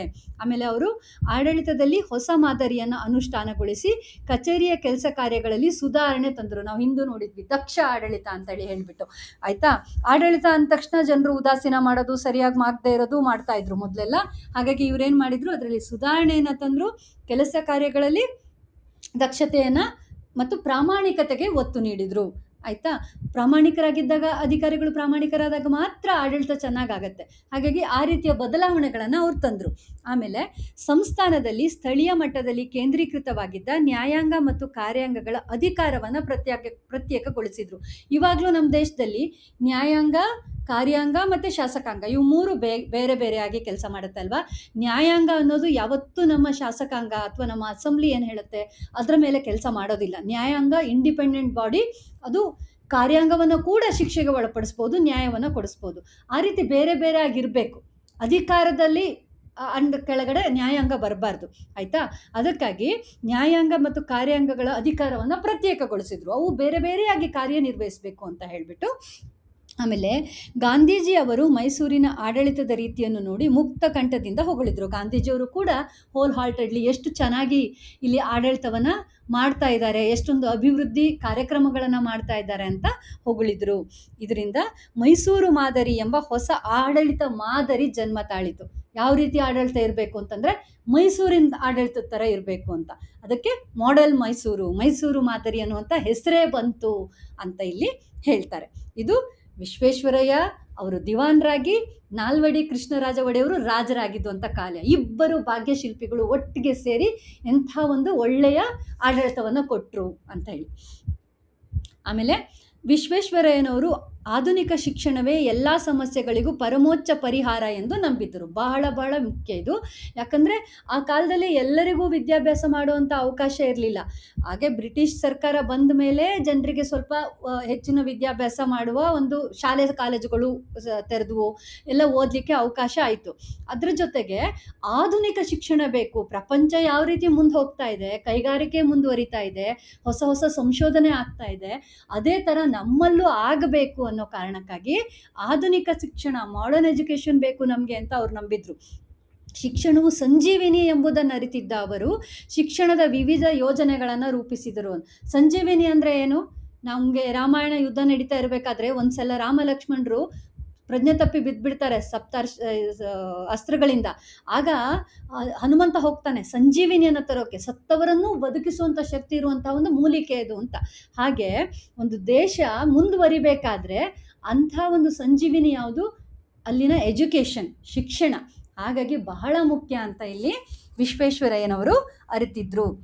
ಅದಕ್ಕಾಗಿ 1913ರಲ್ಲಿ ಪ್ರಾಥಮಿಕ ಶಿಕ್ಷಣ ನಿಬಂಧನೆಯನ್ನು ಜಾರಿಗೆ ತಂದರು. ನಿಬಂಧನೆ ಅಂದರೆ ಕಾನೂನು ಅಂತ. ಪ್ರಾಥಮಿಕ ಶಿಕ್ಷಣ ಕಾನೂನು ಏನದು? ಎಲ್ಲರಿಗೂ ಕಡ್ಡಾಯವಾಗಿ ಶಿಕ್ಷಣ, ಉಚಿತ ಶಿಕ್ಷಣ, ಇದೆಲ್ಲ ನಾವು ನೋಡಿದ್ವಲ್ಲ ಒಡೆಯರ ಕಾಲದಲ್ಲಿ. ಅದೇ ಇದು, ಆ ಥರದ ಒಂದು ಕಾನೂನನ್ನು ಅವರು ಜಾರಿಗೆ ತಂದರು. ಆಮೇಲೆ ಅವಾಗೆಲ್ಲ ಪ್ರೌಢ ಶಿಕ್ಷಣ ಶಾಲೆಗಳು ಮದ್ರಾಸ್ ವಿಶ್ವವಿದ್ಯಾನಿಲಯದ ನಿಯಂತ್ರಣಕ್ಕೆ ಒಳಪಟ್ಟಿದ್ದವು. ಯಾಕಂದರೆ ಇವೆಲ್ಲ ಮದ್ರಾಸ್ ಪ್ರಾವಿನೆನ್ಸ್ಗೆ ಸೇರಿಕೊಂಡಿತ್ತು, ಈ ಕರ್ನಾಟಕದ ಭಾಗಗಳು ಕೂಡ. ಹಾಗಾಗಿ ಪ್ರೌಢ ಶಿಕ್ಷಣ ಹೈಸ್ಕೂಲ್ ಏನಿದೆ ಅದನ್ನು ಮದ್ರಾಸ್ ಯೂನಿವರ್ಸಿಟಿಯವರು ನಡೆಸ್ತಾ ಇದ್ರು. ಅದರ ಬದಲಿಗೆ ಸಂಸ್ಥಾನವೇ ಪ್ರತ್ಯೇಕವಾದ ಪ್ರೌಢ ಶಿಕ್ಷಣ ಅಂತಿಮ ಪರೀಕ್ಷೆ ನಡೆಸುವ ಯೋಜನೆಯನ್ನು ಆರ್ಥಿಕ ಪರಿಷತ್ತಿನ ಮೂಲಕ ರೂಪುಗೊಳಿಸಿದರು. ಮೈಸೂರು ಸಂಸ್ಥಾನದವರೇ ಹೈಸ್ಕೂಲ್ ಎಕ್ಸಾಮ್ಗಳನ್ನು ನಡೆಸೋ ಥರ ಅವರು ಹೊಸ ಯೋಜನೆಗಳನ್ನು ರೂಪುಗೊಳಿಸಿದರು. ಆಮೇಲೆ ಮೈಸೂರು ವಿಶ್ವವಿದ್ಯಾನಿಲಯದ ಸ್ಥಾಪನೆ ಇವರ ದೂರದೃಷ್ಟಿಯ ಮತ್ತೊಂದು ಫಲಶ್ರುತಿ. ಇದು ಕೂಡ ವಿಶ್ವೇಶ್ವರಯ್ಯನವರು ಮತ್ತು ಒಡೆಯರು ಇಬ್ಬರು ಸೇರಿ ಒಂದು ತಗೊಂಡಂಥ ನಿರ್ಧಾರ. ಅವರ ದೂರದೃಷ್ಟಿಗೆ ಇದು ಎಷ್ಟು ಜನ ವಿದ್ಯಾರ್ಥಿಗಳು ಇವತ್ತು ಮೈಸೂರು ವಿಶ್ವವಿದ್ಯಾನಿಲಯದಲ್ಲಿ ಓದಿ ವಿದ್ಯಾವಂತರಾಗ್ತಾ ಇದ್ದಾರೆ, ಎಷ್ಟು ಸಂಶೋಧನೆಗಳು ನಡೀತಾ ಇದೆ, ಎಷ್ಟೊಂದು ಪುಸ್ತಕಗಳು ಪ್ರಕಟಣೆ ಆಗ್ತಾ ಇದೆ ಆ ವಿಶ್ವವಿದ್ಯಾಲಯ. ಇವತ್ತಿಗೂ ನಾವು ಅದರ ಫಲವನ್ನು ಅನುಭವಿಸ್ತಾ ಇದ್ದೀವಿ. ಆಮೇಲೆ ಅವ್ರು ಹೇಳ್ತಾ ಇದ್ರು, ಶಿಕ್ಷಣಕ್ಕಾಗಿ ಶಿಕ್ಷಣ ಇರಬೇಕು, ಅದು ಕೇವಲ ಕೆಲವರ ಸೊತ್ತಾಗದೆ ಪ್ರಗತಿಪರ ರಾಜ್ಯದಲ್ಲಿ ಎಲ್ಲರ ಆಜನ್ಮ ಸಿದ್ಧ ಹಕ್ಕಾಗಬೇಕು ಅಂತ ಹೇಳ್ತಾ ಇದ್ರು. ಎಲ್ಲರೂ ಕಲಿಬೇಕು ಅನ್ನೋ ಉದ್ದೇಶದಿಂದ ಶಿಕ್ಷಣ ಇರಬೇಕು. ಯಾರೋ ಶ್ರೀಮಂತರ ಮಕ್ಕಳು ಹಾಗಾಗಿ ಅವ್ರು ಶಿಕ್ಷಣ ಪಡೆದ್ರು, ಬಡವರಿಗೆ ಶಿಕ್ಷಣ ಇಲ್ಲ, ಕೆಳಜಾತಿಯವ್ರಿಗೆ ಶಿಕ್ಷಣ ಇಲ್ಲ, ಆ ಥರ ಆಗಬಾರ್ದು. ಎಲ್ಲರೂ ಕಲಿಬೇಕು ಅನ್ನೋ ಉದ್ದೇಶದಿಂದ ಶಿಕ್ಷಣ ಇರಬೇಕು, ಅದು ಎಲ್ಲರ ಆಜನ್ಮ ಸಿದ್ಧ ಹಕ್ಕಾಗಬೇಕು ಅಂದರು. ಇದಕ್ಕಿಂತ ಸ್ವಾತಂತ್ರ್ಯ ಸಿಕ್ಕೋಕ್ಕಿಂತ ಮೊದಲು ನಿಮಗೆ ನೆನಪಿದೆ ಅಲ್ಲ, ಬಾಲಗಂಗಾಧರ ತಿಲಕರು ಸ್ವಾತಂತ್ರ್ಯ ನನ್ನ ಜನ್ಮಸಿದ್ಧ ಹಕ್ಕು ಅಂದರು. ಈಗ ನಮ್ಮ ದೇಶಕ್ಕೆ ಸ್ವಾತಂತ್ರ್ಯ ಬಂದಿದೆ ಈ ಹೊತ್ತಲ್ಲಿ. ಈಗ ವಿಶ್ವೇಶ್ವರಯ್ಯನವರು ದಿವಾನರಾಗಿರೋ ಆಗ ಹೊತ್ತಿಗೆ ಸ್ವಾತಂತ್ರ್ಯದ ಚಳುವಳಿಗಳು ಪ್ರಾರಂಭ ಆಗಿದ್ವು. ಹಾಗಾಗಿ ಅವರು ಏನು ಹೇಳ್ತಾರೆ, ಅದ್ರ ಜೊತೆಗೆ ಸ್ವಾತಂತ್ರ್ಯ ಬೇಕು, ಅದ್ರ ಜೊತೆಗೆ ನಮ್ಗೇನು ಬೇಕು, ಶಿಕ್ಷಣವೂ ಬೇಕು, ಅದು ಕೂಡ ನಮ್ಮ ಜನ್ಮಸಿದ್ಧ ಹಕ್ಕು ಅಂತ. ಮೂಲಭೂತ ಹಕ್ಕಲ್ವಾ ಇವಾಗ ನಮ್ಮ ಸಂವಿಧಾನದಲ್ಲಿ ಶಿಕ್ಷಣ ಅನ್ನೋದು. ಅದನ್ನು ಆ ಕಾಲದಲ್ಲೇ ವಿಶ್ವೇಶ್ವರಯ್ಯನವರೇ ಮನಗಂಡಿದ್ರು, ಶಿಕ್ಷಣ ನಮ್ಮ ಜನ್ಮಸಿದ್ಧ ಹಕ್ಕಾಗಬೇಕು ಅಂತ. ಮತ್ತು ತಾಂತ್ರಿಕ ಮತ್ತು ಎಲ್ಲ ಒಟ್ಟಾರೆ ಏನೋ ಒಂದು ಓದೋದು ಅಂತಲ್ಲ, ನಮ್ಮ ದೇಶದ ಅಭಿವೃದ್ಧಿಗೆ ಏನು ಬೇಕು ಅಂದರೆ ತಾಂತ್ರಿಕ ಮತ್ತು ವೃತ್ತಿಪರ ಶಿಕ್ಷಣ ಬೇಕು ಅಂತ ಹೇಳ್ಬಿಟ್ಟು, ಸುಮ್ಮನೆ ಯಾವುದೋ ಒಂದು BA MA ಕಲಿಬೇಕು ಅಂತ ಕಲಿಯೋದಲ್ಲ, ತಾಂತ್ರಿಕ ಶಿಕ್ಷಣ, ಟೆಕ್ನಿಕಲ್ ಎಜುಕೇಷನ್ ಬೇಕು. ಯಾಕಂದರೆ ಆ ನಿಟ್ಟಿನಲ್ಲಿ ಹೋಗ್ತಾ ಇದೆ ಇವಾಗಿನ ಪ್ರಪಂಚ. ಹೊಸ ಹೊಸ ಸಂಶೋಧನೆಗಳು, ಈ ಇಂಜಿನಿಯರಿಂಗ್ನಲ್ಲಿ ಹೊಸ ಹೊಸ ಡಿವಿಷನ್ಗಳು ಬರ್ತಾ ಇದೆ. ಹಾಗಾಗಿ ತಾಂತ್ರಿಕ ಶಿಕ್ಷಣ ಬೇಕು, ಮತ್ತು ವೃತ್ತಿಪರ ಶಿಕ್ಷಣ ಅಂತ ಹೇಳಿದರೆ ಒಂದು ಪರ್ಟಿಕ್ಯುಲರ್ ವೃತ್ತಿಯನ್ನು ಮಾಡಲಿಕ್ಕೆ ಬೇಕಾದಂಥ ಶಿಕ್ಷಣ. ಇವಾಗ ಯಾವುದೋ ಒಂದು ರಿಪೇರಿ ಮಾಡೋದಿರ್ಬೋದು, ಅಥವಾ ಎಲೆಕ್ಟ್ರಾನಿಕ್ ಸಂಬಂಧಪಟ್ಟಿರೋದು, ಅದಕ್ಕೆ ಸಂಬಂಧಪಟ್ಟಿರೋ ಒಂದು ಶಿಕ್ಷಣ ಇರಬಹುದು. ಆ ಥರದ್ದು ಡಿಪ್ಲೊಮೊ ಕೋರ್ಸ್ಗಳು, ITI ಕೋರ್ಸ್ಗಳೆಲ್ಲ ಬರ್ತಾವಲ್ಲ, ಅವುಗಳನ್ನೆಲ್ಲ ಯಾವುದೋ ಒಂದು ಪರ್ಟಿಕ್ಯುಲರ್ ಸ್ಕಿಲ್ಲನ್ನು ಕಲಿಸ್ತಾ ಇರ್ತಾರೆ. ಅದನ್ನು ಕಲ್ತ್ಕೊಂಡು ನೀವು ಹೊರಗಡೆ ಬಂದು ನಿಮ್ಮ ಸ್ವಂತ ಉದ್ಯೋಗವನ್ನು ಕೂಡ ಪ್ರಾರಂಭ ಮಾಡ್ಬೋದು. ಹಾಗಾಗಿ ಅದನ್ನು ವೃತ್ತಿಪರ ಕೋರ್ಸ್ಗಳು ಅಂತ ಹೇಳ್ತಾರೆ. ಇದೇ ಕೆಲಸ ಮಾಡಲಿಕ್ಕಾಗಿಯೇ ಅದನ್ನು ಕಲಿಯೋದು. ಆ ಥರದ ಕೋರ್ಸ್ಗಳು ಬೇಕು. ಸುಮ್ಮನೆ ಶಿಕ್ಷಣ ಬೇಕು ಅಂತ ಏನೋ ಒಂದು ಓದ್ಬಿಟ್ವಿ, ಅಕ್ಷರ ಕಲ್ತ್ಬಿಟ್ವಿ ಅಲ್ಲ, ಅದರಿಂದ ಪ್ರಯೋಜನ ಆಗಬೇಕಲ್ವಾ. ಹಾಗಾಗಿ ಅವರು ತಾಂತ್ರಿಕ ಮತ್ತು ವೃತ್ತಿಪರ ಶಿಕ್ಷಣಕ್ಕೆ ಆದ್ಯತೆಯನ್ನು ನೀಡಿದರು. ಆದ್ಯತೆ ನೀಡಿ ಏನು ಮಾಡಿದರು, ಬೆಂಗಳೂರಿನಲ್ಲಿ ಮೆಕ್ಯಾನಿಕಲ್ ಇಂಜಿನಿಯರಿಂಗ್ ಶಾಲೆ ಮತ್ತು ಮೈಸೂರಿನಲ್ಲಿ ಚಾಮರಾಜೇಂದ್ರ ತಾಂತ್ರಿಕ ಸಂಸ್ಥೆಗಳನ್ನು ಪ್ರಾರಂಭಿಸಿದರು. ಆ ಕಾರಣದಲ್ಲಿ ಇಷ್ಟಿಷ್ಟು ದೊಡ್ಡ ಶಿಕ್ಷಣ ಸಂಸ್ಥೆಗಳನ್ನು ಅವರು ಸ್ಥಾಪಿಸಿದರು. ಆಮೇಲೆ ಏಕೀಕೃತ ಕರ್ನಾಟಕದ ರಚನೆ ಮತ್ತು ಕನ್ನಡ ಭಾಷೆ ಹಾಗೂ ಸಾಹಿತ್ಯಗಳ ಬಗ್ಗೆ ಸಾರ್ವಜನಿಕರಲ್ಲಿ ಉಂಟಾಗಿದ್ದ ಒಲವನ್ನು ಮನಗೊಂಡ ಅವರು ಕನ್ನಡ ಸಾಹಿತ್ಯ ಪರಿಷತ್ತನ್ನು ಸ್ಥಾಪಿಸಿದರು. ಒಂದ್ಸಲ ಆ ಕಾಲದಲ್ಲಿ ಸ್ವಲ್ಪ ಏನಾಗಿತ್ತು, ಕರ್ನಾಟಕ ಬೇರೆ ಬೇರೆ ಪ್ರಾವಿನೆನ್ಸ್ಗಳಲ್ಲಿ, ಆ ಕಡೆ ಮದ್ರಾಸ್ ಪ್ರಾವಿನೆನ್ಸು, ಈ ಕಡೆ ಬಾಂಬೆ ಪ್ರಾವಿನೆನ್ಸಲ್ಲೆಲ್ಲ ಹಂಚೋಗಿತ್ತು. ಅಲ್ಲಿ ತುಂಬ ಜನ ಆವಾಗ ಸಾಹಿತಿಗಳೆಲ್ಲ ಸೇರಿ ಕರ್ನಾಟಕದಲ್ಲೆಲ್ಲ ಒಂದಾಗಬೇಕು ಅಂತ ಒಂದುಗೂಡಿಸಿದ್ರು. ಅದನ್ನು ಕರ್ನಾಟಕ ಏಕೀಕರಣ ಅಂತ ಹೇಳ್ತಾರೆ. ಜನರಲ್ಲಿ ಆ ಒಂದು ಕರ್ನಾಟಕ ಏಕೀಕರಣ, ನಾವು ಕರ್ನಾಟಕದವರೆಲ್ಲ ಒಂದೇ ಅಂತ ಬಂದಾಗ ಅವರಿಗೆ ಕನ್ನಡ ಸಾಹಿತ್ಯದ ಬಗ್ಗೆ ಆಸಕ್ತಿ ಉಂಟಾಯಿತು. ನಮ್ಮ ಭಾಷೆಯನ್ನು ನಾವು ಕಲಿಬೇಕು, ಅಲ್ಲಿ ಸಾಹಿತ್ಯ ಬರಿಬೇಕು, ಓದಬೇಕು ಅಂತೆಲ್ಲ. ಆ ಒಂದು ಜನರಲ್ಲಿ ಆಗ್ತಾ ಇರುವಂಥ ಬದಲಾವಣೆ, ಈ ನಾಡಿನಲ್ಲಿ ಆಗ್ತಾ ಇರುವಂಥ ಬದಲಾವಣೆಯನ್ನು ನೋಡಿಬಿಟ್ಟು ಅವರು ಅದನ್ನೆಲ್ಲ ಸಪೋರ್ಟ್ ಮಾಡೋದಕ್ಕೆ ಕನ್ನಡ ಸಾಹಿತ್ಯ ಪರಿಷತ್ತನ್ನು ಸ್ಥಾಪಿಸಿದರು ಬೆಂಗಳೂರಿನಲ್ಲಿ. ನಾವು ನೋಡಿದ್ವಿ, ಕನ್ನಡ ಸಾಹಿತ್ಯ ಪರಿಷತ್ತು ಎಷ್ಟು ಕೆಲಸಗಳನ್ನು ಮಾಡುತ್ತೆ, ನಿಘಂಟುಗಳನ್ನು ಹೊರತರುತ್ತೆ, ಪುಸ್ತಕಗಳನ್ನು ಪ್ರಕಟ ಮಾಡುತ್ತೆ, ಸಂಶೋಧನೆಗಳನ್ನು ಮಾಡುತ್ತೆ, ಸಾಹಿತ್ಯ ಸಮ್ಮೇಳನಗಳನ್ನು ನಡೆಸುತ್ತೆ. ಇವೆಲ್ಲ ಕನ್ನಡಿಗರಿಗೆ ಬೇಕಾಗಿತ್ತು. ಅದನ್ನು ಮನಗಂಡು ಅವರು ಇದನ್ನು ಕೂಡ ಮಾಡಿದರು. ಬರೀ ಆಡಳಿತ ಅಲ್ಲ, ಬರೀ ಶಿಕ್ಷಣ ಅಲ್ಲ, ಬರೀ ಸಾಹಿತ್ಯ ಅಲ್ಲ, ಎಲ್ಲ ಕ್ಷೇತ್ರದಲ್ಲೂ ಕೂಡ ಅವರು ತಮ್ಮ ಕೊಡುಗೆಯನ್ನು ನೀಡಿದರು. ಆಮೇಲೆ ವಿಶ್ವೇಶ್ವರಯ್ಯನವರು ಕೈಗಾರಿಕೆಗೆ ಅಗ್ರ ಪ್ರಾಶಸ್ತ್ಯವನ್ನು ನೀಡಿದರು. ಕೈಗಾರಿಕೆ, ಇಂಡಸ್ಟ್ರಿಯಲೈಸೇಷನ್, ಅಲ್ಲಿ ತನಕ ಭಾರತ ಇಂಡಸ್ಟ್ರಿ ದೇಶ ಆಗಿರಲಿಲ್ಲ, ನಮ್ಮದು ಕೃಷಿ ಪ್ರಧಾನ ದೇಶ. ಆದರೆ ಪ್ರಪಂಚ ಹೋಗ್ತಾ ಇದೆ, ಯಾವ ನಿಟ್ಟಿನಲ್ಲಿ ಮುಂದೆ ಹೋಗ್ತಾ ಇದೆ, ನಾವು ಅಲ್ಲಿ ಇರಬೇಕು. ಕೃಷಿ ಬೇಕು ಊಟಕ್ಕೆ, ಅದರ ಅಭಿವೃದ್ಧಿಗೆ ಏನು ಬೇಕು, ಕೈಗಾರಿಕೆ ಬೇಕು. ಹಾಗಾಗಿ ಅವ್ರು ಹೇಳಿದರು, ಕೈಗಾರೀಕರಣ ಇಲ್ಲವೇ ಅವನತಿ, ಇಂಡಸ್ಟ್ರಿಯಲೈಸ್ ಆರ್ ಪೆರಿಶ್ ಅಂತ ಅವರು ಹೇಳಿದರು. ಇದು ವಿಶ್ವೇಶ್ವರಯ್ಯನವರ ಬಹಳ ಪ್ರಮುಖವಾದ ಘೋಷಣೆ. ಅದಕ್ಕೆ ಘೋಷಣೆ ಮಾತ್ರ ಮಾಡಲಿಲ್ಲ, ಅದಕ್ಕಾಗಿ ಕೆಲಸ ಕೂಡ ಮಾಡಿದ್ರು ಅವರು. ಭದ್ರಾವತಿಯ ಕಬ್ಬಿಣ ಮತ್ತು ಉಕ್ಕು ಕಾರ್ಖಾನೆಯನ್ನು ಸ್ಥಾಪಿಸುವುದು ಅವರ ದೊಡ್ಡ ಗುರಿಯಾಗಿತ್ತು. ಅದನ್ನು ಮಾಡಿ ಮುಗಿಸಿದ್ರು. ಅದಲ್ಲದೆ ಬೇರೆ ಬೇರೆ ಕಾರ್ಖಾನೆಗಳು, ಹಂಚಿನ ಕಾರ್ಖಾನೆಗಳು, ಮೂಳೆ ಮತ್ತು ಗೊಬ್ಬರ ತಯಾರಿಕಾ ಸ್ಥಾವರ, ಸಕ್ಕರೆ ಕಾರ್ಖಾನೆ, ಔಷಧಿ ತಯಾರಿಕಾ ಘಟಕ, ಗಂಧದ ಎಣ್ಣೆ, ಬೆಂಕಿ ಕಡ್ಡಿ ಹಾಗೂ ಕಾಗದ ಕಾರ್ಖಾನೆಗಳು ಸ್ಥಾಪಿತವಾದವು. ಇಲ್ಲಿ ಒಂಚೂರು ಸ್ಪೆಲ್ಲಿಂಗ್ ಮಿಸ್ಟೇಕ್ ಆಗಿದೆ, ಬಂದಿದೆ, ಕ ಬದಲು ನೀವು ಅದನ್ನು ಸರಿ ಮಾಡ್ಕೊಳ್ಳಿ ಮಕ್ಕಳೇ, ಆಯಿತಾ. ಈ ರೀತಿಯ ಅನೇಕ ಕೈಗಾರಿಕೆಗಳನ್ನು ಅವರು ಸ್ಥಾಪಿಸಿದರು. ಅದಲ್ಲದೆ ಸೋಪು, ಲೋಹ ತಯಾರಿಕೆ, ಕಲೆ, ಕರಕುಶಲ ಡಿಪೋ, ಕೃಷ್ಣರಾಜೇಂದ್ರ ಬಟ್ಟೆ ಗಿರಣಿ, ಕಾಗದದ ತಿರುಳು, ರಟ್ಟು, ಪೆನ್ಸಿಲ್, ಬೆಂಕಿ ಕಡ್ಡಿ ಮತ್ತು ಪೀಠೋಪಕರಣಗಳ ತಯಾರಿಕಾ ಘಟಕಗಳು, ಹೀಗೆ ನೂರಾರು ಕೈಗಾರಿಕೆಗಳು ಪ್ರಾರಂಭ ಆದವು. ಇಮ್ಯಾಜಿನ್ ಮಾಡಿ, ಬರೀ ಕೃಷಿ ಮಾಡ್ಕೊಂಡಿದ್ರು, ಇಷ್ಟು ಜಮೀನಲ್ಲಿ ಪಾಪ ಹೊಟ್ಟೆ ತುಂಬ್ತಿರ್ಲಿಲ್ಲ ಜನರಿಗೆ. ಅಂಥ ಸಂದರ್ಭದಲ್ಲಿ ಕೈಗಾರಿಕೆಗಳನ್ನು ಮಾಡಿದರೆ ಎಷ್ಟು ಜನರಿಗೆ ಉದ್ಯೋಗ ಅವಕಾಶ ಅಲ್ವಾ. ಅಷ್ಟೊಂದು ಅಭಿವೃದ್ಧಿಯನ್ನು ಅವ್ರ ಕಾಲದಲ್ಲಿ ಅವರು ಮಾಡಿದರು. ಅಷ್ಟೊಂದು ವಿಷನ್, ದೂರದೃಷ್ಟಿತ್ವ ಅವರಲ್ಲಿ ಇತ್ತು. ಆಮೇಲೆ ವಿಶ್ವೇಶ್ವರಯ್ಯ ರಾಜ್ಯದ ಆರ್ಥಿಕ ಚಟುವಟಿಕೆಗಳಿಗೆ ಭದ್ರ ಬುನಾದಿ ಹಾಕಿದ್ರು. ಅಂದರೆ ಮೈಸೂರು ಸಂಸ್ಥಾನದ ಎಕಾನಮಿ, ಫೈನಾನ್ಷಿಯಲ್ ಸ್ಟ್ರೆಂತ್ ಏನಿದೆ ಅದಕ್ಕೆ ಭದ್ರ ಬುನಾದಿ ಅಂದರೆ ಮತ್ತೆ ಪುನಃ ಫೌಂಡೇಶನ್. ಒಂದು ರಾಜ್ಯ ಅದರಲ್ಲಿ ಅಲ್ಲಿನ ಒಂದು ಹಣಕಾಸು ಪರಿಸ್ಥಿತಿ ಚೆನ್ನಾಗಿರ್ಬೇಕಂದ್ರೆ ಒಬ್ಬರು ಒಳ್ಳೆ ರೀತಿಯ ನಿಯಮಗಳನ್ನು ತಂದು, ಯೋಜನೆಗಳನ್ನು ತಂದು ಫೌಂಡೇಶನ್ ಹಾಕಬೇಕಲ್ವಾ. ಆ ಫೌಂಡೇಶನನ್ನು ವಿಶ್ವೇಶ್ವರಯ್ಯನವರು ಹಾಕಿದ್ರು. ಏನು ಮಾಡಿದರು, 1913ರಲ್ಲಿ ಅವರು ಮೈಸೂರು ಬ್ಯಾಂಕನ್ನು ಸ್ಥಾಪಿಸಿದರು. ಇದನ್ನು ನಾವು ಒಡೆಯರ ಇದರಲ್ಲೂ ನೋಡಿದ್ವಿ. ಒಡೆಯರು ಮತ್ತು ವಿಶ್ವೇಶ್ವರಯ್ಯನವರು ಒಟ್ಟಿಗೆ ಸೇರಿ ಈ ಒಂದು ಯೋಜನೆಯನ್ನು ಕಾರ್ಯಗತಗೊಳಿಸಿದ್ರು. ಬ್ಯಾಂಕಿಂಗ್ ಸಿಸ್ಟಮ್ ಆ ಕಾಲದಲ್ಲಿ ಬಹಳ ಮುಖ್ಯ ಆಗಿತ್ತು. ಜನರಿಗೆ ಹಣವನ್ನು ಉಳಿಸ್ಲಿಕ್ಕೆ ಅಥವಾ ಅವರ ಕೈಗಾರಿಕೆಗಳನ್ನು, ಸಣ್ಣ ಉದ್ಯೋಗಗಳನ್ನು ಮಾಡಲಿಕ್ಕೆ, ಸಾಲಗಳನ್ನು ತೆಗೆದುಕೊಳ್ಳಲಿಕ್ಕೆ ಬಹಳ ಸಹಾಯ ಆಯಿತು ಇದರಿಂದ. ಆಮೇಲೆ ಕೈಗಾರಿಕೆಗಳ ಅಭಿವೃದ್ಧಿಗೆ ಫೀಡರ್ ಬ್ಯಾಂಕ್ ಹಾಗೂ ಕೈಗಾರಿಕಾ ಹೂಡಿಕೆ ಮತ್ತು ಅಭಿವೃದ್ಧಿ ನಿಧಿಗಳು ರಚಿತವಾದವು. ಕೈಗಾರಿಕೆ ಮಾಡಬೇಕು ಅಂತಾದಾಗ ಯಾರಾದರೂ ಹೂಡಿಕೆ ಮಾಡಬೇಕಲ್ವಾ. ಇವಾಗಲೂ ಕರ್ನಾಟಕದಲ್ಲಿ ಯಾವಾಗಲೂ ಒಂದು ಇನ್ವೆಸ್ಟ್ಮೆಂಟ್ ಮಾಡಿ ಅಂತ ನಮ್ಮ ಮುಖ್ಯಮಂತ್ರಿಗಳು ಎಲ್ಲರನ್ನೂ ಕರಿತಾ ಇರ್ತಾರೆ. ಹಾಗೆ ನಮ್ಮ ದೇಶದಲ್ಲಿ ನಮ್ಮ ಪ್ರಧಾನಿಗಳು ಬೇರೆ ದೇಶದವರನ್ನು ಬಂದು ನಮ್ಮಲ್ಲಿ ಇನ್ವೆಸ್ಟ್ ಮಾಡಿ, ನಿಮ್ಮ ಕೈಗಾರಿಕೆಗಳನ್ನು ನಮ್ಮಲ್ಲಿ ಸ್ಥಾಪಿಸಿ ಅಂತ ಹೇಳ್ತಾರಲ್ಲ.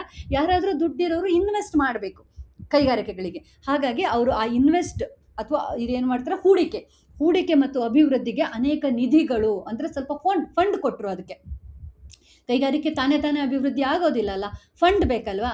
ಆ ಫಂಡನ್ನು ಕೊಟ್ಟರು. ಫೀಡರ್ ಬ್ಯಾಂಕ್ ಅಂತೇಳಿ ಹೇಳಿದರೆ ಈ ರೀತಿ ಸಣ್ಣ ಸಣ್ಣ ಕೈಗಾರಿಕೆಗಳಿಗೆ ಹಣ ಒದಗಿಸುವಂಥ ಬ್ಯಾಂಕ್ಗಳು, ಆ ಥರದ್ದನ್ನು ಅವರು ಮಾಡಿದರು. ಅಂದರೆ ಕೈಗಾರಿಕೆಗೆ ಏನು ಬೇಕು ಎಲ್ಲ ಸಪೋರ್ಟನ್ನು ಕೂಡ ಅವರು ಕೊಟ್ಟರು. ಆಮೇಲೆ ಸಾರ್ವಜನಿಕ ಜೀವ ವಿಮಾ ಯೋಜನೆ, ಆಯಿತಾ. ಇದು ಗೌರ್ಮೆಂಟ್ ಸಪೋರ್ಟೆಡ್ ವಿಮಾ ಯೋಜನೆಗಳು. ಈಗ ನಮ್ಮ LIC ಇದೆಯಲ್ಲ, life insurance corporation of India, ಅದು ಗೌರ್ಮೆಂಟ್ ಆ ಥರದೊಂದು ವಿಮಾ ಯೋಜನೆ ಇದ್ದರೆ ಎಲ್ರಿಗೂ ವಿಮೆಯನ್ನು ತೆಗೆದುಕೊಳ್ಳಲಿಕ್ಕೆ, ಕಡಿಮೆ ದರದಲ್ಲಿ ತೆಗೆದುಕೊಳ್ಳಲಿಕ್ಕೆ ಸಹಾಯ ಆಗುತ್ತೆ. ಮತ್ತು ಅವರ ಸೆಟ್ಲ್ಮೆಂಟ್ ಕೂಡ ಚೆನ್ನಾಗಾಗತ್ತೆ. ಹಾಗಾಗಿ ಸಾರ್ವಜನಿಕ ಜೀವ ವಿಮಾ ಯೋಜನೆಗಳನ್ನು ಜಾರಿಗೆ ತಂದರು. ರೈತರಿಗೆ ಹಾಗೂ ಕರಕುಶಲ ಕೆಲಸಗಾರರಿಗೆ ಸಾಲ ಸೌಲಭ್ಯ ನೀಡಲು ಸಹಕಾರಿ ಕ್ಷೇತ್ರವನ್ನು ಬಲವರ್ಧನೆಗೊಳಿಸಿದ್ರು. ಅಂದರೆ ಎಲ್ಲವನ್ನು ಸರ್ಕಾರನೇ ಮಾಡೋಕ್ಕಾಗೋದಿಲ್ಲ, ಸ್ವಲ್ಪ ಕೋಆಪರೇಷನ್ ಇರಬೇಕು. ಅಂದರೆ ಬೇರೆ ಬೇರೆ ಕ್ಷೇತ್ರದವರು ಅವರವರದ್ದೇ ಒಂದು ಕೋಆಪರೇಟಿವ್ ಸೊಸೈಟಿ ಮಾಡಿಕೊಂಡು ಅಲ್ಲಿ ಸಣ್ಣ ಮಟ್ಟದ ಸಾಲ ಕೊಡೋದು ಆ ಥರದ್ದು ಮಾಡಿಕೊಂಡು ನಿಮ್ಮ ಕೈಗಾರಿಕೆಗಳನ್ನು ಅಥವಾ ನಿಮ್ಮ ಯೋಜನೆಗಳನ್ನು, ನಿಮ್ಮ ಕನಸುಗಳನ್ನು ನನಸು ಮಾಡ್ಕೋಬೋದು. ಅದಕ್ಕಾಗಿ ಕರಕುಶಲ ಕೆಲಸಗಾರರಿಗೆ ಮತ್ತು ಸಹಕಾರಿ ಕ್ಷೇತ್ರವನ್ನು ಬಲವರ್ಧನೆ ಕೆಲಸಗಾರರಿಗೆ ಸಪೋರ್ಟ್ ಕೊಡಲಿಕ್ಕೆ ಅವರು ಈ ಕೋಆಪರೇಟಿವ್ ಅಥವಾ ಸಹಕಾರಿ ಕ್ಷೇತ್ರಕ್ಕೆ ಬಲವರ್ಧನೆ ಕೊಟ್ಟರು. ಪ್ರಾಂತೀಯ ಸಹಕಾರಿ ಬ್ಯಾಂಕ್ಗಳನ್ನು ಕೂಡ ಅವರು ಸ್ಥಾಪಿಸಿದರು. ಅಂದರೆ ಅಭಿವೃದ್ಧಿಗೆ ಯಾವ್ಯಾವ ಬೇಕು ಅದೆಲ್ಲ ಥರದ ಹಣಕಾಸು ಸಂಸ್ಥೆಗಳನ್ನು ಅವರು ಸ್ಥಾಪಿಸಿದರು. ಆಮೇಲೆ ರಾಜ್ಯದ ಆಸ್ತಿಯನ್ನು ಹೆಚ್ಚಿಸಿ ಆದಾಯ ತರುವುದರ ಮೂಲಕ ಅಭಿವೃದ್ಧಿ ಕಾರ್ಯಗಳನ್ನು, ಅದರ ಪ್ರಭಾವವನ್ನು ಅಳೆಯಲು ಅನುಕೂಲವಾಗುವಂತೆ ಆಯವ್ಯಯದಲ್ಲಿ ಹೊಸ ದೃಷ್ಟಿಕೋನವನ್ನು ಕಂಡುಕೊಂಡರು. ಆಯವ್ಯಯ ಅಂದ್ರೇನು, ಬಜೆಟ್ ಮಾಡುವಾಗ ಏನೋ ನಮ್ಮ ಹಿಂದಿನವ್ರು ಮಾಡ್ತಾಯಿದ್ರು ಹಾಗೆ ಮಾಡೋದು, ಕೈಗಾರಿಕೆಗೆಷ್ಟು, ರೈತರಿಗಿಷ್ಟು, ಇನ್ನೊಂದಕ್ಕಿಷ್ಟು ಅಂತ ಸುಮ್ಮನೆ ಬ್ಲೈಂಡಾಗಿ ಮಾಡೋದಲ್ಲ. ಅದರಲ್ಲಿ ನೀವು ಒಂದು ಹೊಸ ಯೋಜನೆಯನ್ನು, ಹೊಸ ವಿಧಾನವನ್ನು ಕಂಡುಕೊಳ್ಬೇಕು. ಆ ಕಾಲಕ್ಕೆ ಏನು ಬೇಕು, ಏನು ಇಂಪಾರ್ಟೆಂಟು ಅಂತ ನೋಡಿ ಅದಕ್ಕೆ ತಕ್ಕನ ಹಾಗೆ ನಿಮ್ಮ ಬಜೆಟನ್ನು ಮಾಡಬೇಕು. ಹಾಗೆ ಮಾಡಿದಾಗ ಮಾತ್ರ ರಾಜ್ಯದ ಅಭಿವೃದ್ಧಿ ಸಾಧ್ಯ. ಸುಮ್ಮನೆ ಹಿಂದಿನವ್ರು ಮಾಡಿದ್ರು ಅಂತ ಯಾವುದೋ ಒಂದು ಕ್ಷೇತ್ರಕ್ಕೆ ಮಾತ್ರ ದುಡ್ಡು ಕೊಡೋದು, ಇನ್ನೊಂದು ಬಡವಾಗ್ತಾ ಇದ್ದರೆ ಆಗೋದಿಲ್ಲ ರಾಜ್ಯದ ಅಭಿವೃದ್ಧಿ. ಹಾಗಾಗಿ ಅವರು ರಾಜ್ಯದ ಆದಾಯ ಹೆಚ್ಚಿಸ್ಲಿಕ್ಕೆ ಏನು ಬೇಕು ಆ ಥರದ ಒಂದು ಬಜೆಟ್ ಆಯವ್ಯಯವನ್ನು ಅವರು ಮಂಡಿಸಿದರು. ಆಯಿತಾ. ಅದಾದ ಮೇಲೆ ಇಷ್ಟು ಅವರ ಒಂದು ವ್ಯಕ್ತಿತ್ವವನ್ನು ಹೇಳಿದ ಮೇಲೆ ಈಗ ಇವರು ಹೇಳ್ತಾರೆ, ಗೊಮ್ಮಟ ವ್ಯಕ್ತಿತ್ವದ ದಾರ್ಶನಿಕ ನೇತಾರರಾಗಿ ಆಡುಮುಟ್ಟದ ಸೊಪ್ಪಿಲ್ಲ ಎಂಬ ಗಾದೆ ಮಾತಿನಂತೆ ಬೆಳೆದ ವಿಶ್ವೇಶ್ವರಯ್ಯ ಅವರಿಗೆ ಬ್ರಿಟಿಷ್ ಸರ್ಕಾರ ಸರ್ ಪದವಿಯನ್ನು ಗೌರವವನ್ನು ನೀಡಿತು ಅಂತ ಹೇಳ್ತಾರೆ. ಗೊಮ್ಮಟ ವ್ಯಕ್ತಿತ್ವ, ಗೊಮ್ಮಟ ನೋಡಿದ್ರಲ್ಲ ನೀವು, ಶ್ರವಣಬೆಳಗೊಳದಲ್ಲಿ, ಕಾರ್ಕಳದಲ್ಲಿ ಗೊಮ್ಮಟೇಶ್ವರನ ಒಂದು ಮೂರ್ತಿ ಇದೆ ಅಲ್ಲ, ಎಷ್ಟು ವಿಶಾಲವಾಗಿದೆ, ಎತ್ತರವಾಗಿದೆ, ಉನ್ನತವಾಗಿದೆ, ಎಷ್ಟು ಗಾಂಭೀರ್ಯತೆ ಇದೆ.